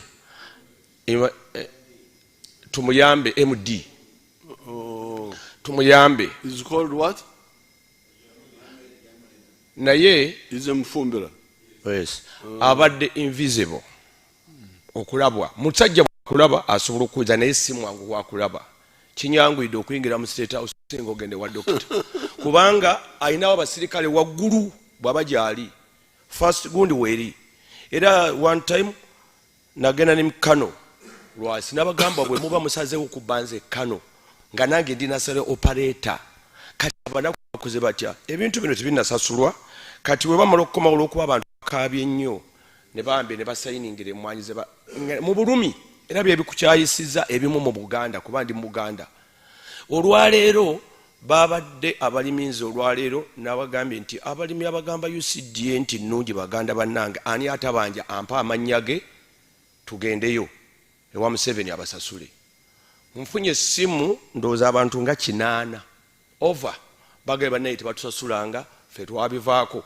Lwaki bw'ogaba emitwalo 10 gino gye bakusalako ne bakuga nti tukosasudde 5 bo 5 bagikolera certificate kuba bagikola nga era kigenda kutwalira obunene naye gwoli musajja mulwanyi nga bagikolera ne slip yaayo ne bakola n'emikono gy'abaabiriga baganda bange kuba abiriga namulabako lumu ng'afunyiza ekikonde ku mwanyi era ne bakubira Lwasi it was Mr. Lutankomo nansonyiwa n'agamba bannaye mugambe Lwasi ayogere komanda we bagabe mwanyi naye nga abiriga yali alwana abantu baganya okugaba emwanyi ate bano bazitwala walala abiriga n'ayimukanga komanda emwanyi ezo ne zigabibwa nenadduli yakirimu twali tukola follow up ali kye explainingira ekyo ne kiyitawo ye ne bamutyanga omusirikale era babadde bamanyi nti wa musirikale ye Lwasi in fact MD ansaba Haji Kasujja toyongera kujja na Lwasi mukambwe naye gwe obojja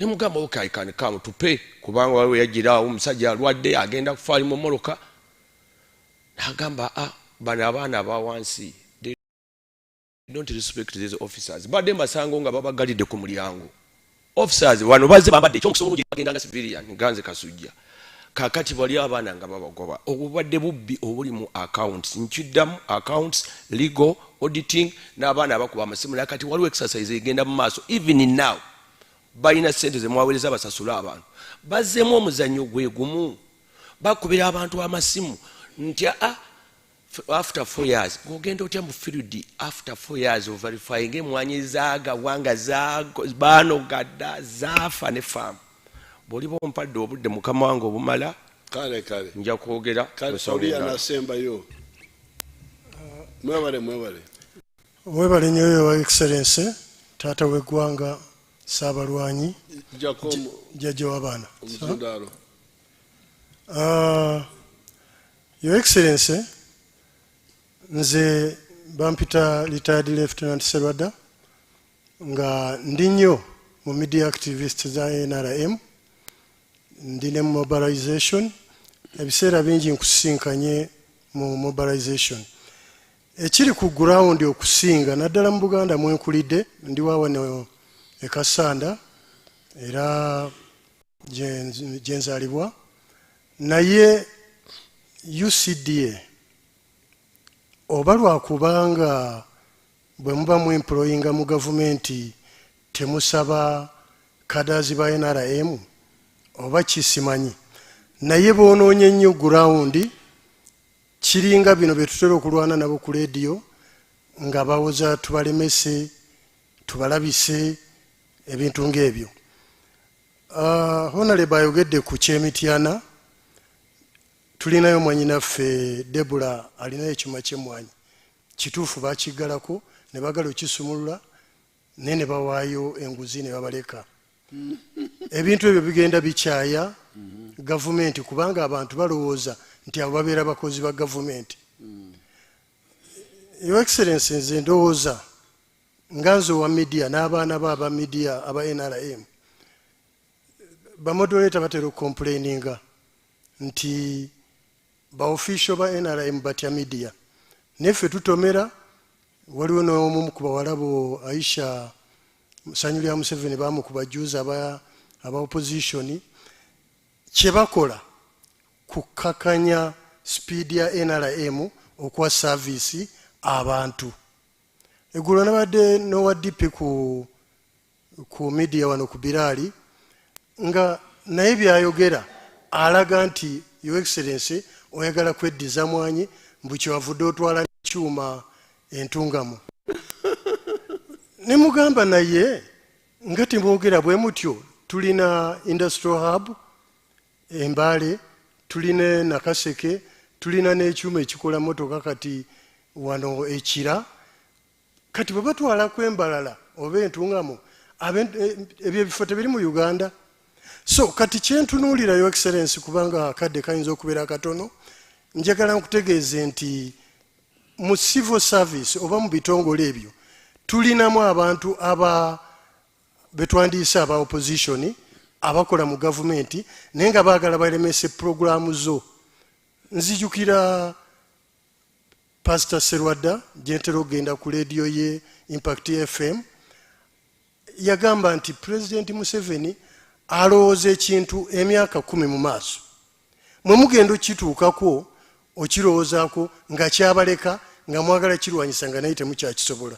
Kyekino ekiri wano nti wasalawo nadizi yali eremeddwa n'oleetawo resecreation yaffe ey'abajaasi batuusizza service ku bantu kubanga bamanyi kyetwalwanirira bonna balaba abasajja bakulu nga nze bamanyi nti gye twava twalina missioni ey'okununula eggwanga n'okuzimba eggwanga.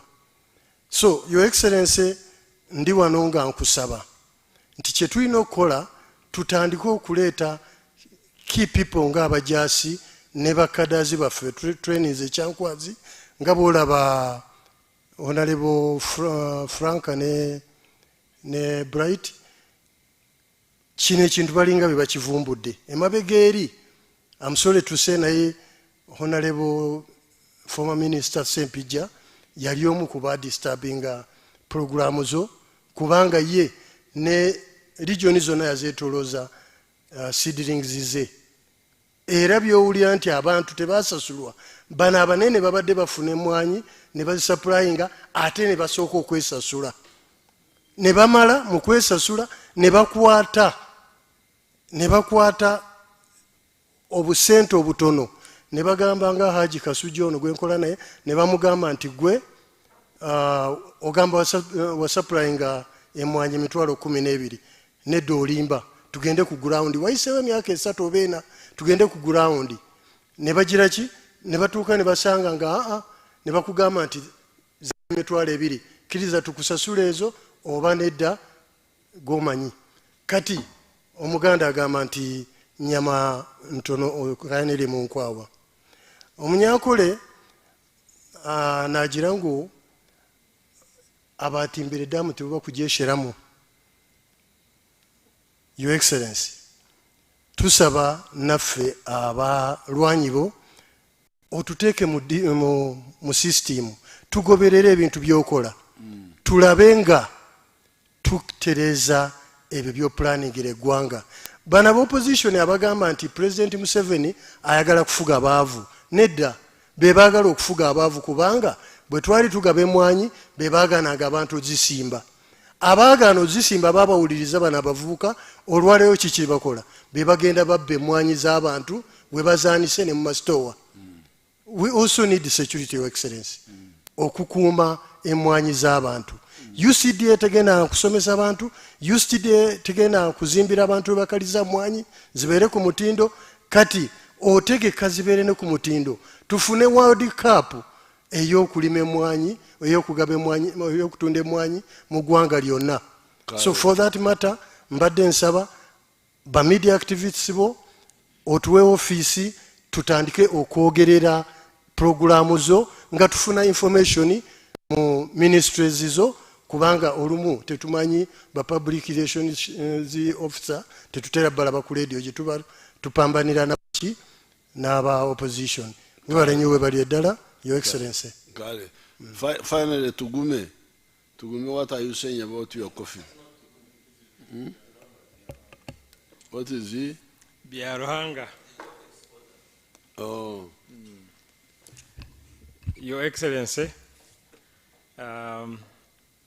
thank you very much.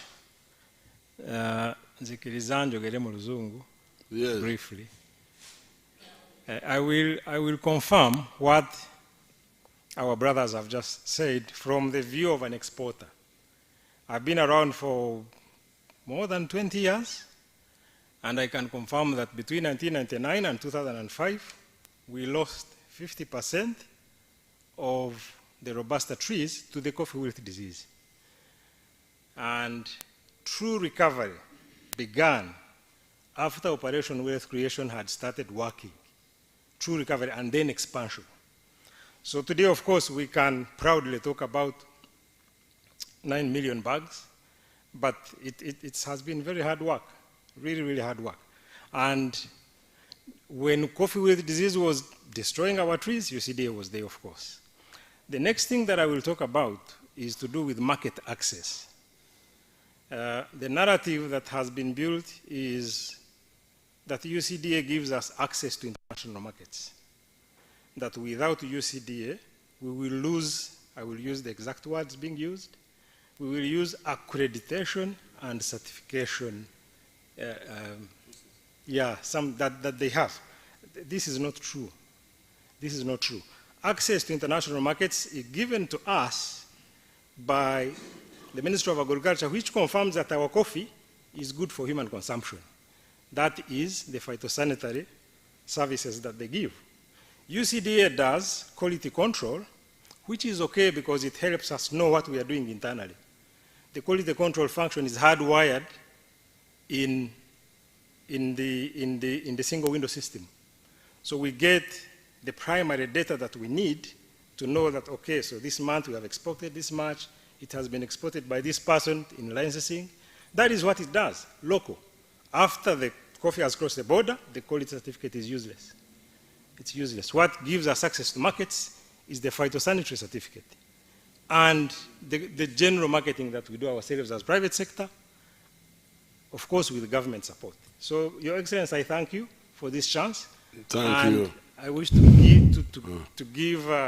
give you the confidence that the private sector is with you on this issue of merging both functions under one roof. Thank you so much. So, the Ugandans, you have had this information.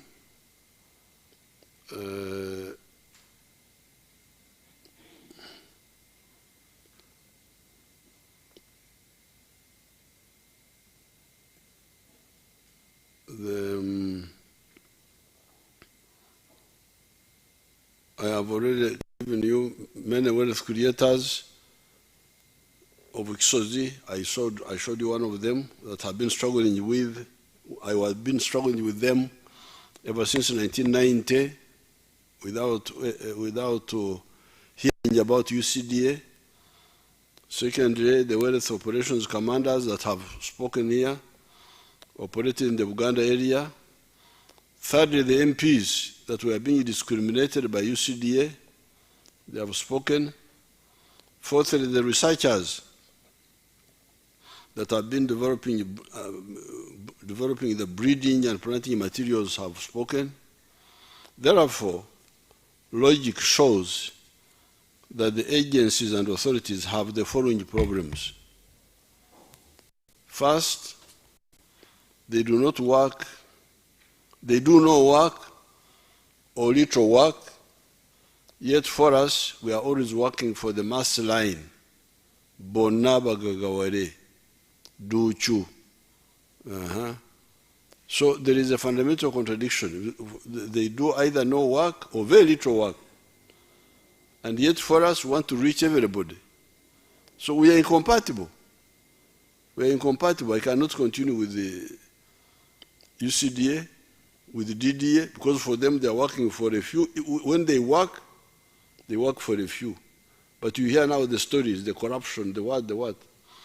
But even if they were not corrupt, they don't seem to have the capacity to reach the many, to reach the bona. Yet we, our line is bona. Second, in the process, they duplicate the work of the ministries. Duplication. Moreover, they do the duplication most expensively.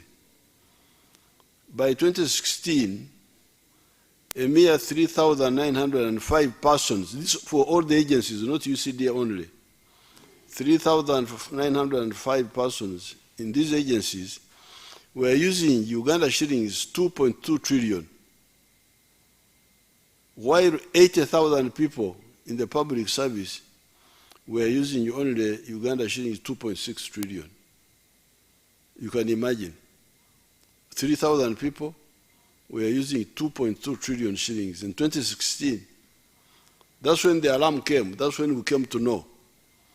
And then that's when this rationalization started.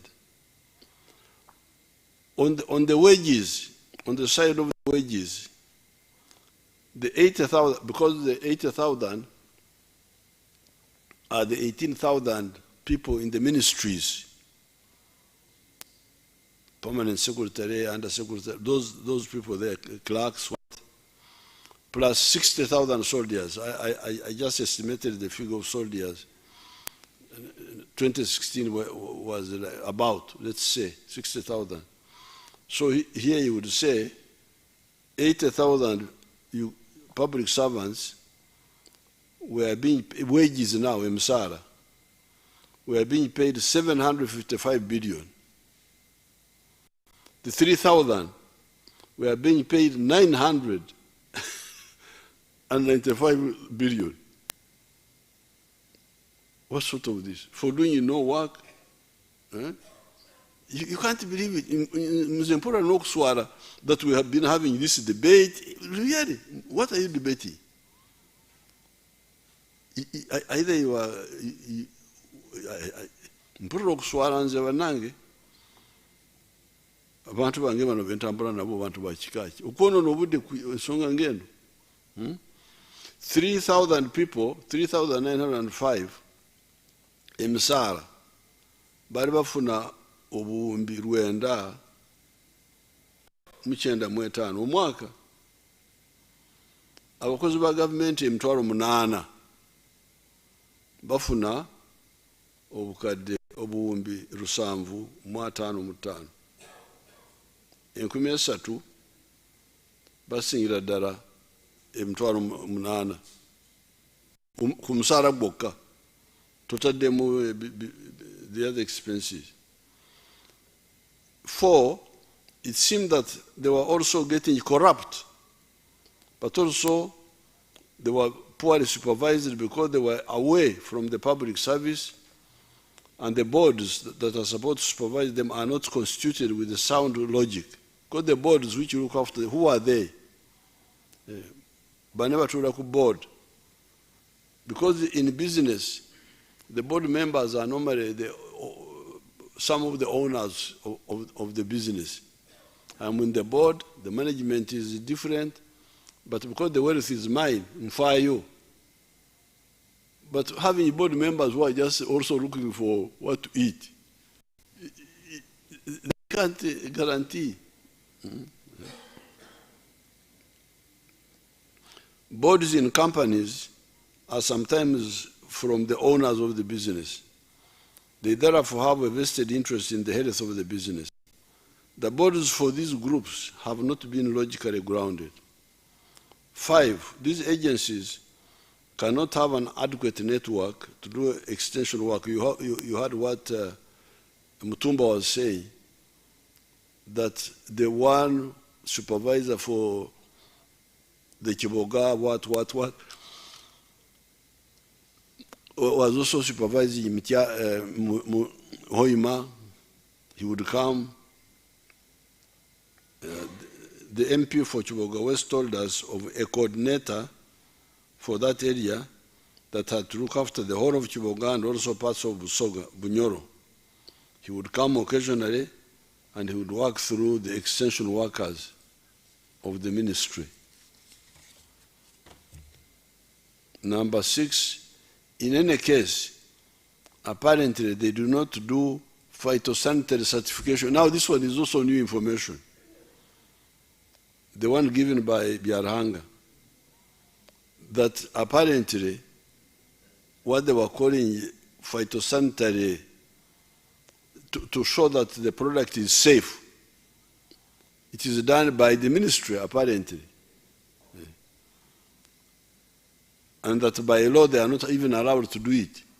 It is the ministry that does it. It is done by a unit in the Ministry of Agriculture. That unit certifies all agricultural products, not just coffee. Number 7, apparently UCDA has only been grading screens,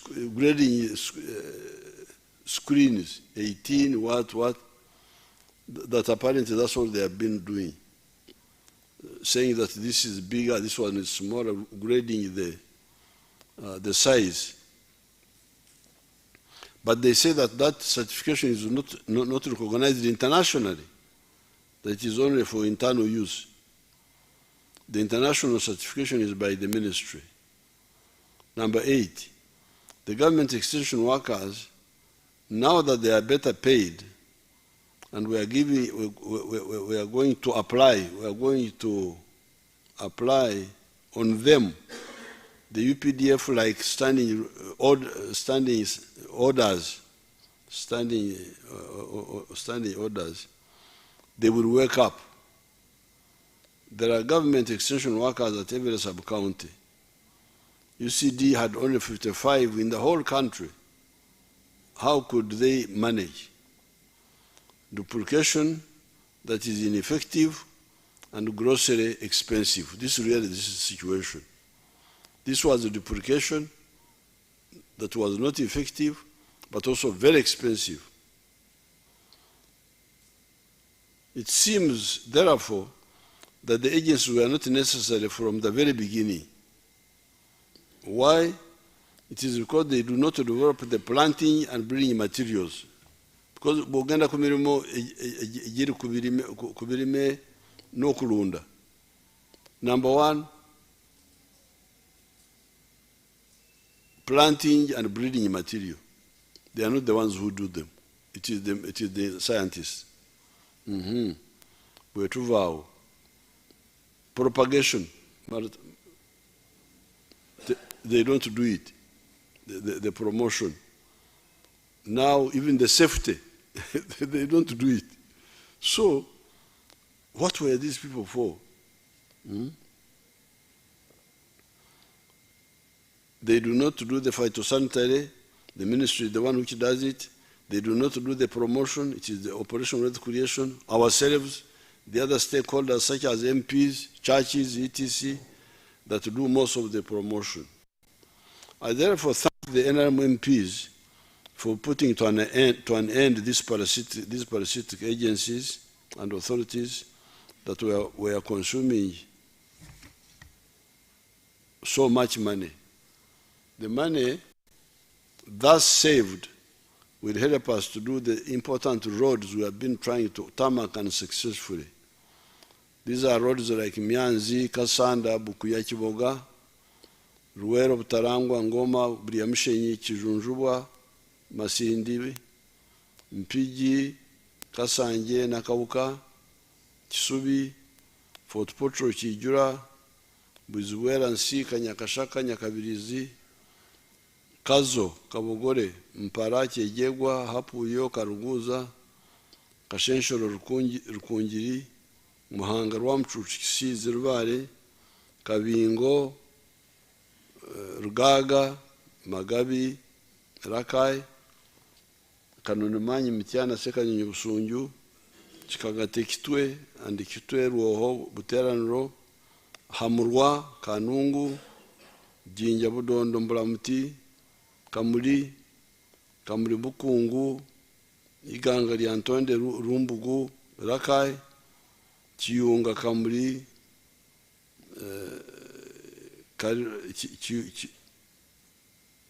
Iganga Chiyunga Kamuli, Kariro Kamuli, Manafa Namsindwa, Manjia, Moroto Kotido Kabong, Kitugumuna Mukora Karenga Kidepo, Dokora Amoratar Namasare, Kituguma Pieta Atiak, Moyo Koboko, Sorota Muria Obaranga Achanpi, Adilang, Lira Aroya Dwari, Patongo, Nebi, Gori, Paida, Arua. Even if we save shillings 1.5 trillion from these agencies per year, it will help us to do this. The most shameful part were those who were tribalizing the effort. It is criminal to do so. It is good, however, that they have come out and said that Museveni will be stealing part of the coffee if UCDA is abolished.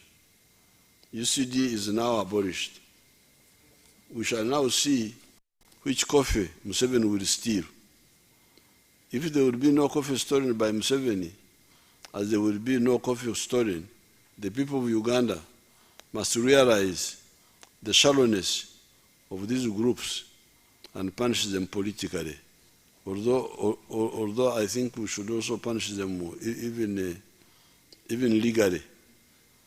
Finally, I must comment on the rotten opportunism of these parasites that is also dangerous. The coffee prices have been quite high, which has been good for Uganda. Apparently, the high prices are high because of the drought that hit Brazil and other coffee-producing countries. Therefore, none of us is responsible for high prices that we are getting now. What I am responsible for, and for which I should be credited for, is that NRM rescued the research scientists and generally the wealth creators by creating peace for them to work, and we also correctly identified coffee as one of the high-value activities that can be undertaken that we put in the manifesto of the NRM of 1996. That was when UCD had just started. We correctly identified that the demand for the coffee is growing from 118 million bags in which year? In 2000. The demand of global demand of coffee was 118 million 2000. Now it is 160 million bags, not kilograms. So that's what we should be credited for. Nti twalengera nti emwanyi erina akatale kanene okusinga ekyokwerabirako vanilla, and we recommended it. We recommended it and promoted it. But the high prices are not our work. It is the international, the global demand of coffee, which has been, there is a shortage of coffee now because of the drought in South America. However, if too many farmers flood into coffee because of the high prices, supply may exceed demand and we end up with prices collapsing.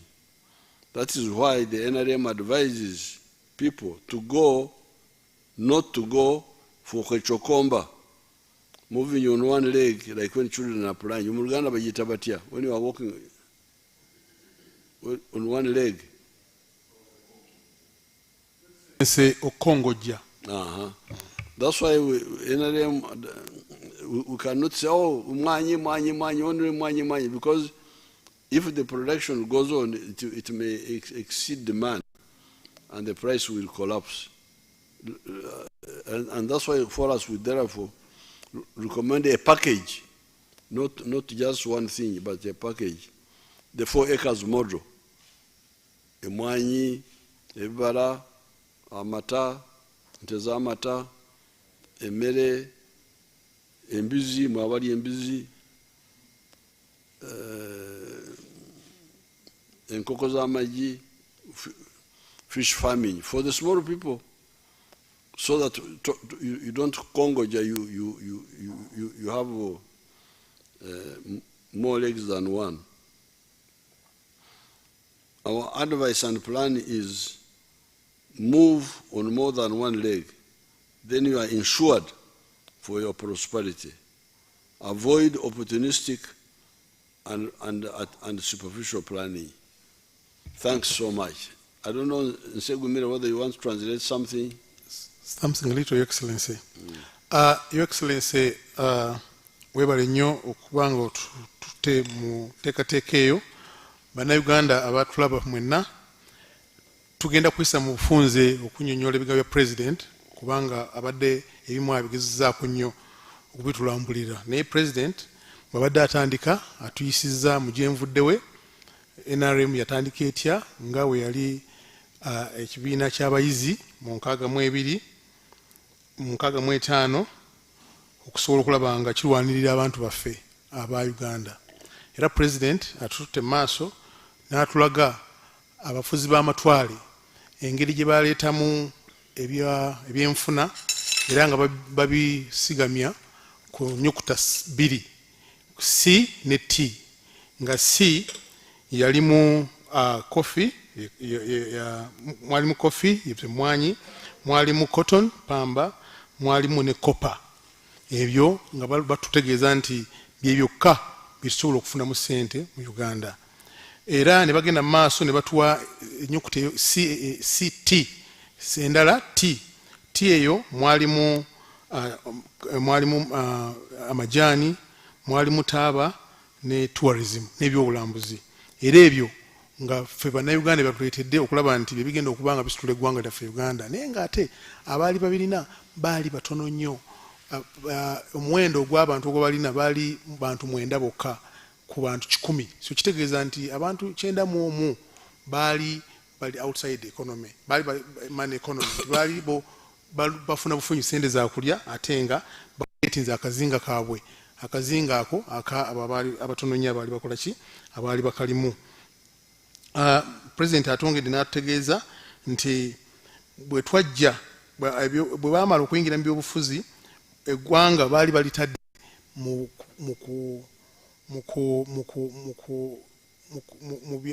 byamadiini n'ebyamawanga okusosolasola muki mu mawanga ekyali ekizibu nnyo eri eggwanga lyaffe Uganda naye president teyalekeraawo yagenda mu maaso olwokuba nti yalina ebirowoozo ebyomu maaso biraba Uganda yaffe mu maaso n'asobola okulaba nga bwe yajja mu kulembeze yasobola okulaba nga ategeeza bannayuganda nti newankubadde ebyo bikulu nnyo zenjogeddeko wammanga C ne T byali bikulu nnyo naye tetwalinawo ebintu ebirala ebisobola okubeera nga byongera okuyamba ku ekonomi n'enkulaakulana yaki yeggwanga nti twali tetusaana kulima mmere yokka yakulya naye twali tusobola okulima emmere tulya negitukola ki negitunda esobola okubeera nga ekola ki ng'eyimirizaawo obulamu bwaffe president agenze mu maaso n'atulaga nga emabega yonna okuva mu 6 mu 7 mwonna mwalimu obukulembeze obwali tebukkiriza enkulaakulana na nteekateeka Uganda ogenda muki ogenda mu maaso era atulaze nti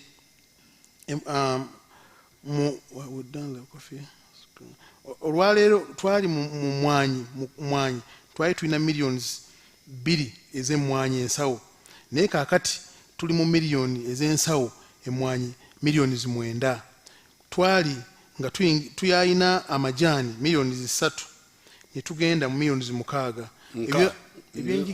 nkaaga 60 yabadde awandise mukaaga ne 60 president agenze mu maaso n'atulaga nti ebyobulambuzi byalinga bifuna $1 million n'obutundu 32 mu 7 naye kaakati tufuna $1 million 28 ekiraga nti enkulaakulana eyaki ey'amaanyi kubanga ebintu byonna yabikola ki yabita okusobola nga buli omu munnayuganda yenyigira mu nteekateeka eyo basibo ne bannyawo president agenze mu maaso n'atulaga bwe tuze twogera okutambula president atugambye nti newankubadde ebiri bye twayogeddeko wammanga byaleeta ssente mu nyingiza y'eggwanga naye si bye byokka ebyali bisaanidde okuba nga bikolebwa oba birimibwa okusobola okulaba nga bannayuganda bafuna coffee cotton n'ebirala byonna weebiri birungi naye twetaaga okwongera okugenda kutunulira mu mata mu matooke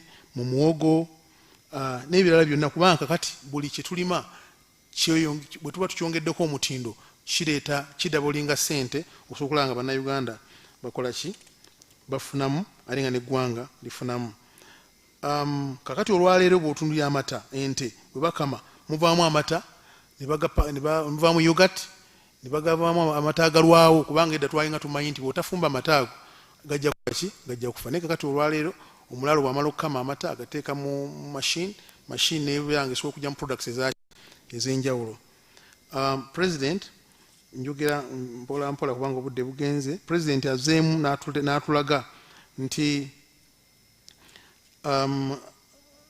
twalina ebintu bino byonna bisobodde okweyongerako kubanga president aleese ebintu 5 ebintu 5 ebyo byaleese mu economy mu byenfuna by'eggwanga mulimu ba scientist agezezaako nnyo okulaba nti ba scientist babeerawo okulaba nga abantu balina skills, okulaba nga balina factories ez'enjawulo okukola amalagala, okukola okwasembolinga computers, okuteekawo computers n'ebirala byonna eby'omulembe. Era president n'atugamba nti kati economy yaffe mu 1986 twalina obuwumbi wa $3.9. Kakati olwaleero we twogerera tulina obuwumbi 55. Bw'otunulira 3.5 bw'otunulira obuwumbi 3.9 no comparing olwaleero ku 55 olabira nga kintu kinene nnyo kitutuuseeko.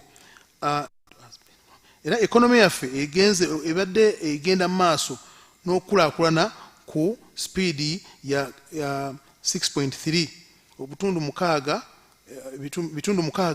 n'obutundu 3 buli mwaka, ekikulagira ddala kuva ku myaka 38 ekikulagira ddala nti kati tugenze mu maaso okusobola nga eggwanga lyaffe likola ki ligenda mu maaso. Era nga tulina GDP per capita $100 $1,154, ekikulaga nti twagenda ddala okutambulira ddala mu maaso, eggwanga ligenda ddala mu maaso.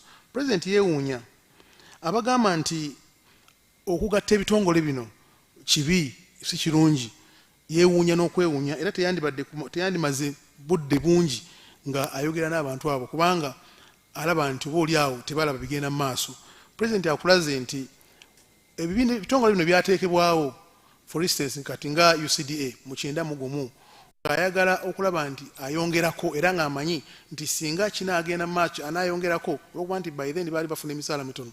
Abo emisaala mirungi basobola okuba nga bakola ki, nga bakola bulungi. Naye ate agenza okumaliriza nga sente bazitutte nga twali mu lukoze eki gukoleddwa, ate nga abandi badde bakola obulungi ate ne bafuna emisaala mitono. N'olwekyo president n'ayongera n'atulaga nti abantu obwongo babumala eggwanga lyandibadde lyetaaga obukadde 46 buli muntu. Calories ezo byebipimo by'emmere omuntu byakola ki byalya okusobola okulaba nti abeerawo buli lunaku. Kati omuntu yeetaaga emitwalo 55 metric tons, tani emitwalo 55 ez'eŋŋano okusobola okutuliisa ffenna. Singa tetulima mmere yaffe kitegeeza nti tuba tugenda kuspendinga $380 buli mwaka.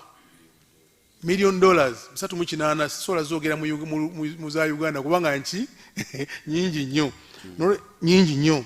So n'olwekyo president n'agamba nti essente zino ensonga awo eri nti si kituufu okwogera ku mwanyi zokka. Si kituufu kwogera ku mwanyi zokka, excellence, kituufu. Neweerabira emmere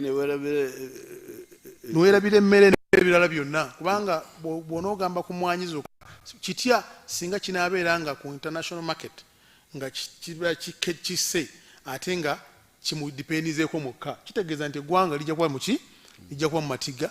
Newankubadde nga bwe twetaaga okugenda mu maaso n'emmwanyi, twetaaga n'okulaba nga ebirala bino byonna naye tubireeta ku board okusobola okutuyambako n'okusasaininga ekonomi yaffe okuba nga tutambula bulungi ng'ensi endala. President atulaze n'atulaga nti Japan, n'atulaga South Korea, n'atulaga engeri gye zikolamu ebintu byabwe. Japan ekola emmotoka, kati Uganda omukisa gw'eyina nti eyina abakugu, eyina abantu abasobola okukola, ate n'amagezi bakola ki bagayina, aye n'ebintu byennyini ebikolebwamu ebintu ebyenjawulo tubikola ki tubina ebyobugagga nga eby'omu ttaka n'ebirala byonna tubikola ki tubina. N'olwekyo singa tuwongera amaanyi mu kukola tusobola okuba nga tutambula bulungi. President agenze n'agamba nti tulina UNRWA, tulina UCDA, tulina DDA, tulina NADS, tulina NFA n'ebirala byonna byateekebwawo ku temporary measure nga tubigezesa byakaseera, tebyaliwo okubeerawo bbanga lyonna, naye twabiteekako okusobola okulaba nti oba oli awo tutestinga omwana tumupreparinze bw'amala okuyimirira tumuleke ate akole ki ate atambule nga byalina okudda ogezebwako akaseera bimale ate bidde mu ki mother ministries zaabyo bisooka nga bitambula buki bulungi kubanga sente zaali zimaze okufunika era nga baziweebwa okusobola okukola ki okukola buli kintu kyonna naye kati president yeewuunyiza n'agamba nti sente ezo ezaali zirina okukozesebwa abantu zebafuna zigendedde bwereere kubanga omulimu gwe bakola baduplicatinga bakola gwe gumu n'ogwa ministry ekitandibadde nga kisoboka kubanga ekigendererwa kyali kyakulaba owakasente bwongeze bakola omulimu mulungi naye agenza okukola nga tekola ki teguliwo ate nga ne Uganda bennyini bakola kigula kuba badde bacomplaininga gavumenti eduplicatinga gavumenti espendinga sente bitakola ki ebitaliwo noddira board weeri ne board yandibadde nanyini business nga yafaayo okulaba nti administration entambula buki bulungi noddira omuntu nga n'omulimu tagukola ki tagulimu era tagukolako naaba nga ali ku board nesene ngaafuna zaki ngaafuna za bwereere president agenze mu maaso nannyonnyola n'atugamba nti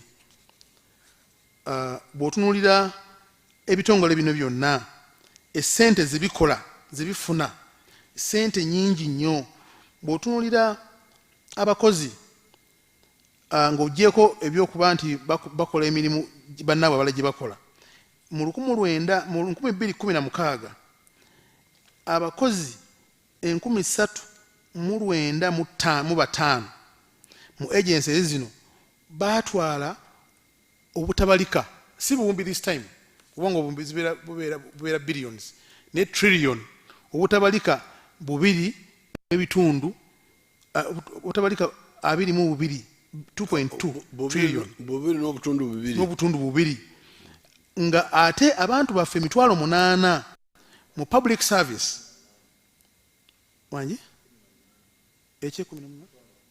No.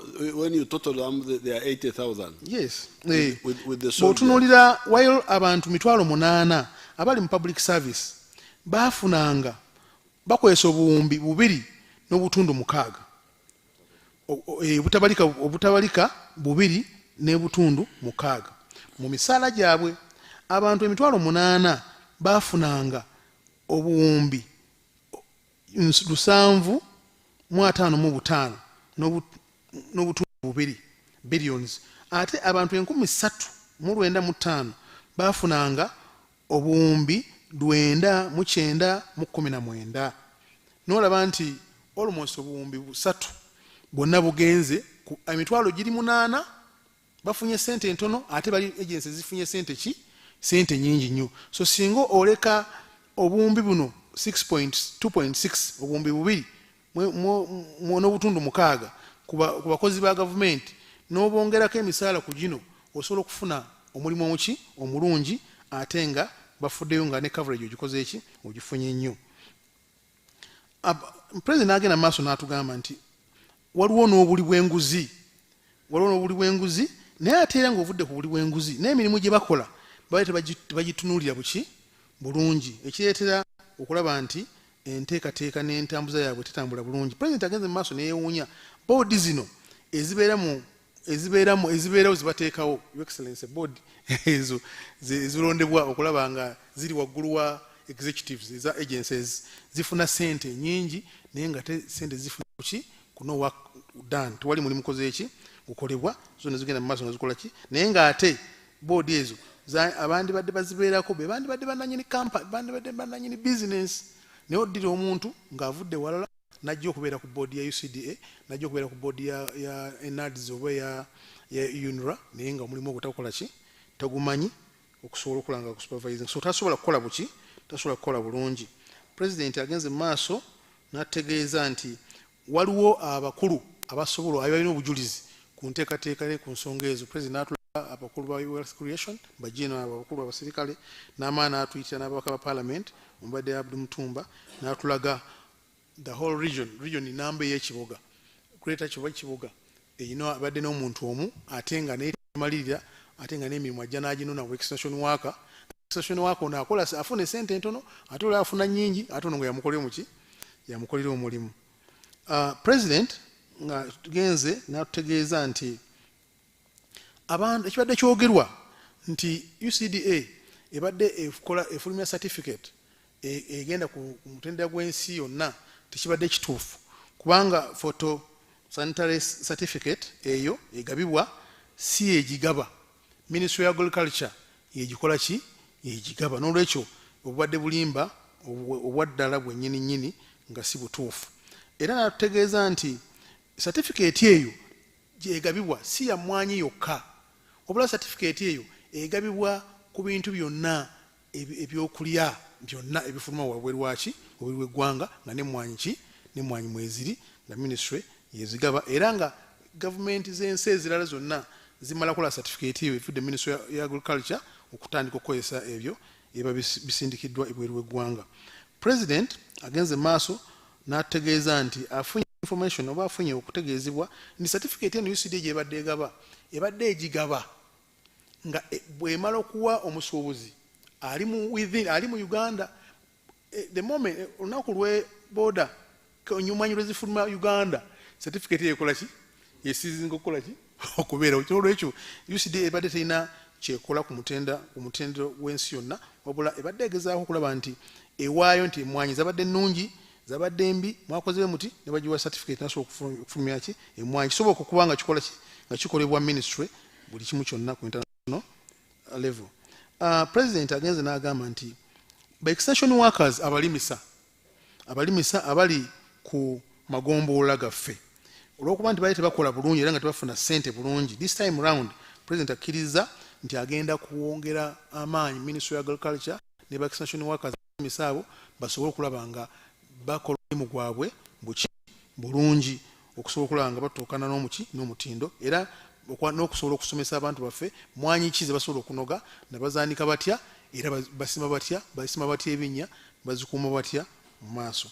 Akawuka President agenze maaso n'atuyitira aba scientist ku kawuka kano yayogeddeko akaluma emmwanyi ako ate akawuka ako kabadde kabi nnyo nga kabonyabonya abantu naye yeewunyiza okulaba nga UCDA tenaba kuvaayo okulaba nga taking measures okulaba nga akawuka kakola kikakolebwa naye scientist atugambye nti akawuka yamaze okukola yakola ebikatwala ng'alina akawujjo k'ateekayo n'okuteekayo ba petroli bamafuta oba ki okusobola okulaba nga akawuka kakola ki wanyi ateekamu omwenge naga nti yeetaaga buyambi asobole okubeera nga multiplyinga eddagala eryo mu Uganda alikole ki alifune mpaka okusomesa omuntu oyo asobola nga okuba nga lyekolera.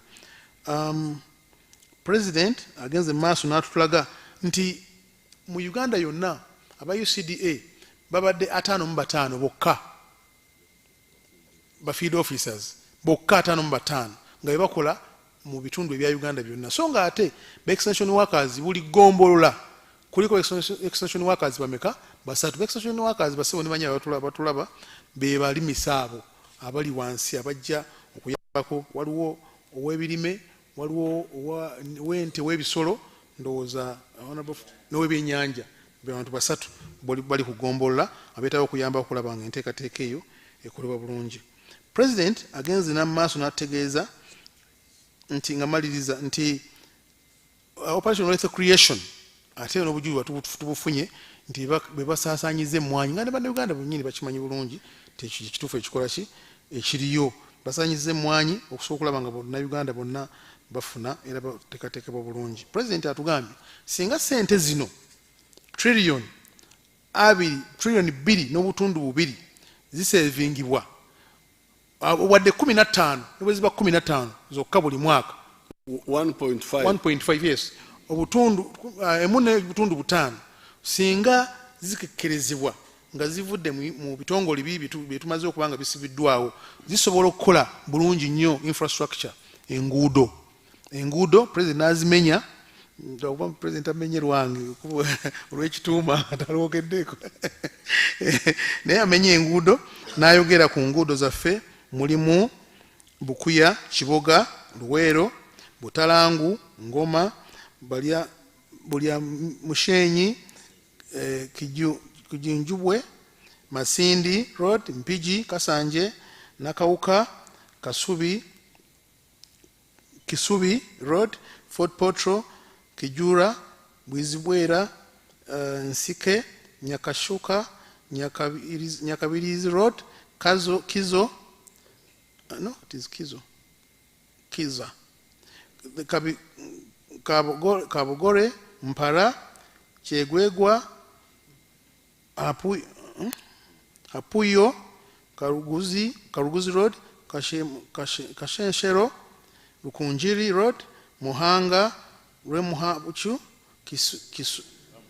Ramchuchu, Kisizi, Rubari Road, Kabingu, Rupaya, Magabi, Rakai Road, Kanoni, Manyi, Mitiana Sekanyonyi, Busunju Road, Kagate, Kitwe Road, Kitwe Reho, Utara, engudo nyingi nnyo excellency, nyingi butazimalayo zonna, naye engudo nyingi nnyo president zayagala okola nga savings sente ezo okusobola okulanga bannayuganda bafunira wamu bonna okusinga omuntu omu oba abantu abatono nnyo okufuna sente. President Museveni atubuulidde nti tulaba mwanyi zikyaliwo, tulaba nti abayogera nti president nti Museveni abbye mwanyi agenda kuzibba, tewali mwanyi n'emu egenda kubeera nga ebbibwa president Museveni, kubanga kati etteeka nga bwe lyayise abantu bagenda kulaba batya emwanyi tebazikoze eki, tebazitutte. Emwanyi teri muntu omu azigula, emwanyi tezina gye ziraze, lwakuba nti bano bannabyabufuzi abenoonyeza ebyabwe abalemedde okukolera abantu ne basala okuteeka politics mu maaso, kubanga ekiseera ky'obufuzi kituuse, kati baagala kalulu beeripye ku mwanyi, bagenda kuswala kubanga emwanyi zigenda kuba weeziri nga tezina gye ziraze.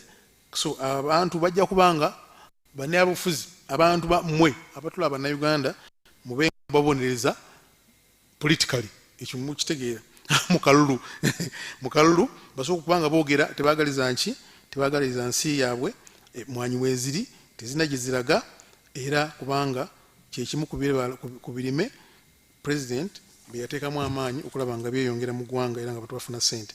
Ekisembayo president agambye nti ayagala kwogera ku bantu bano abavundu, abeeyagaliza, abalina emitima emibi, abanyunyusi, ababi ennyo, ayagala kuboogerako okusobola okulaba nga beddako. Bwe baba tebazzeeko politically, aye ne mu mateeka bajja kuba bakola ki, bavunaanibwa. President agenze mu maaso n'atutegeeza nti emwanyi, bbeeyi y'emmwanyi ebaddewo mu kaseera kano, kubanga ebintu Uganda eyina emmwanyi nnungi, eyina embeera nnungi, abantu bafunye obudde okulima obulungi, emirembe weegiri, era n'ategeeza nti emmwanyi zino ebbeeyi yaazo ekyagenda waggulu mu maaso, kubanga kati ntono nnyo ku katale k'ensi yonna olw'ebizibu ebimu ebyabeerawo naddala mu Brazil ne mu Colombia n'awala wonna baafuna ebizibu eby'enjawulo, bafuna ekyeya ne kibanga emmwanyi zaabwe tebasobodde kubanga bazikuza, ate ffe Uganda nga tuzikola ki, nga tuziyina ate ng'emmwanyi ki, ng'emmwanyi nnungi.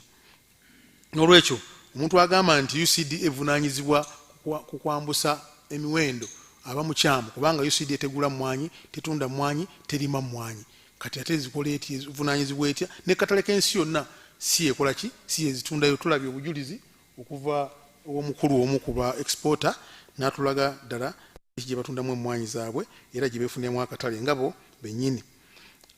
President n'atulaga nti emmwanyi nazo zibadde nnungi nga maliriza, kubanga ba scientist yagezezaako okulaba nga identifying bannasayansi okusobola okulaba nga bongedde amagezi amangi mu mmwanyi, ne tufunamu emmwanyi ez'embalwa ennungi. Kati olwayo tuwogera nti twagala cutting, twagala ebirala byonna bingi bye basobodde okuba nga bakolamu, munnayuganda n'afuna emmwanyi obuki obulungi.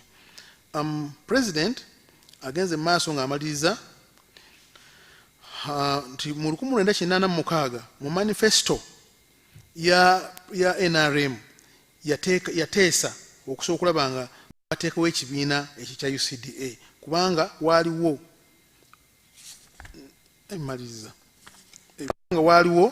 obwetaavu bw'okutereeza emmwanyi ezo era n'alaga emmwanyi ezo ensawo zitwali tukola ki zitwali tufuna mulwekyo si kituufu abagamba nti president Museveni nti gavumenti eyagala kwavuwaza bantu ate gavumenti eyagala kukola ki kugaggawaza abantu nga bwe zeekola kubanga ne bw'otunuulira mu operation reconstruction bwe baali bagireeta abantu baagivumirira ne bagamba president aleese ebye tejja kutambula naye kati olwaliro abantu bali mu ground basanyufu nnyo ku PDM abantu bafuna ssente era benyumiriza mu nteekateeka n'olwekyo president agamba nti ye enteekateeka ye alabira ddala wala abantu bagenda okwagala okulingiriza ate nga yakoze eki nga yagenze n'olwekyo ayagaliza eggwanga lye buki bulungi ayagala kuwa amagezi okusobola okulaba nti tuva mu kukongojja nga tukozesa okugulu okumu tube nga tukozesa amagulu abiri okusobola okutambula obuki obulungi olwa enkulaakulana maka nga tukozesa 4 acre model ey'okulaba nti tulima emmere gye tulya ne gye tukola ki ne gye tunda president n'abaagaliza okukulaakulana okutambula obulungi n'okweyongera okulaba nga tugenze mu maaso ndowooza mu bwimpimpi mu bufunze byensobodde okuba nga nzijja mu bigambo bya president byewandiise so president tukwebaza nti weebale nnyo weebale ddala okuba nti okulembedde eggwanga lyaffe Uganda nga oli mu nkulaakulana president njagala kumaliriza nange katono nnyo nti tulaba NFA okubasobola okuvaawo yatuyamba ewaffe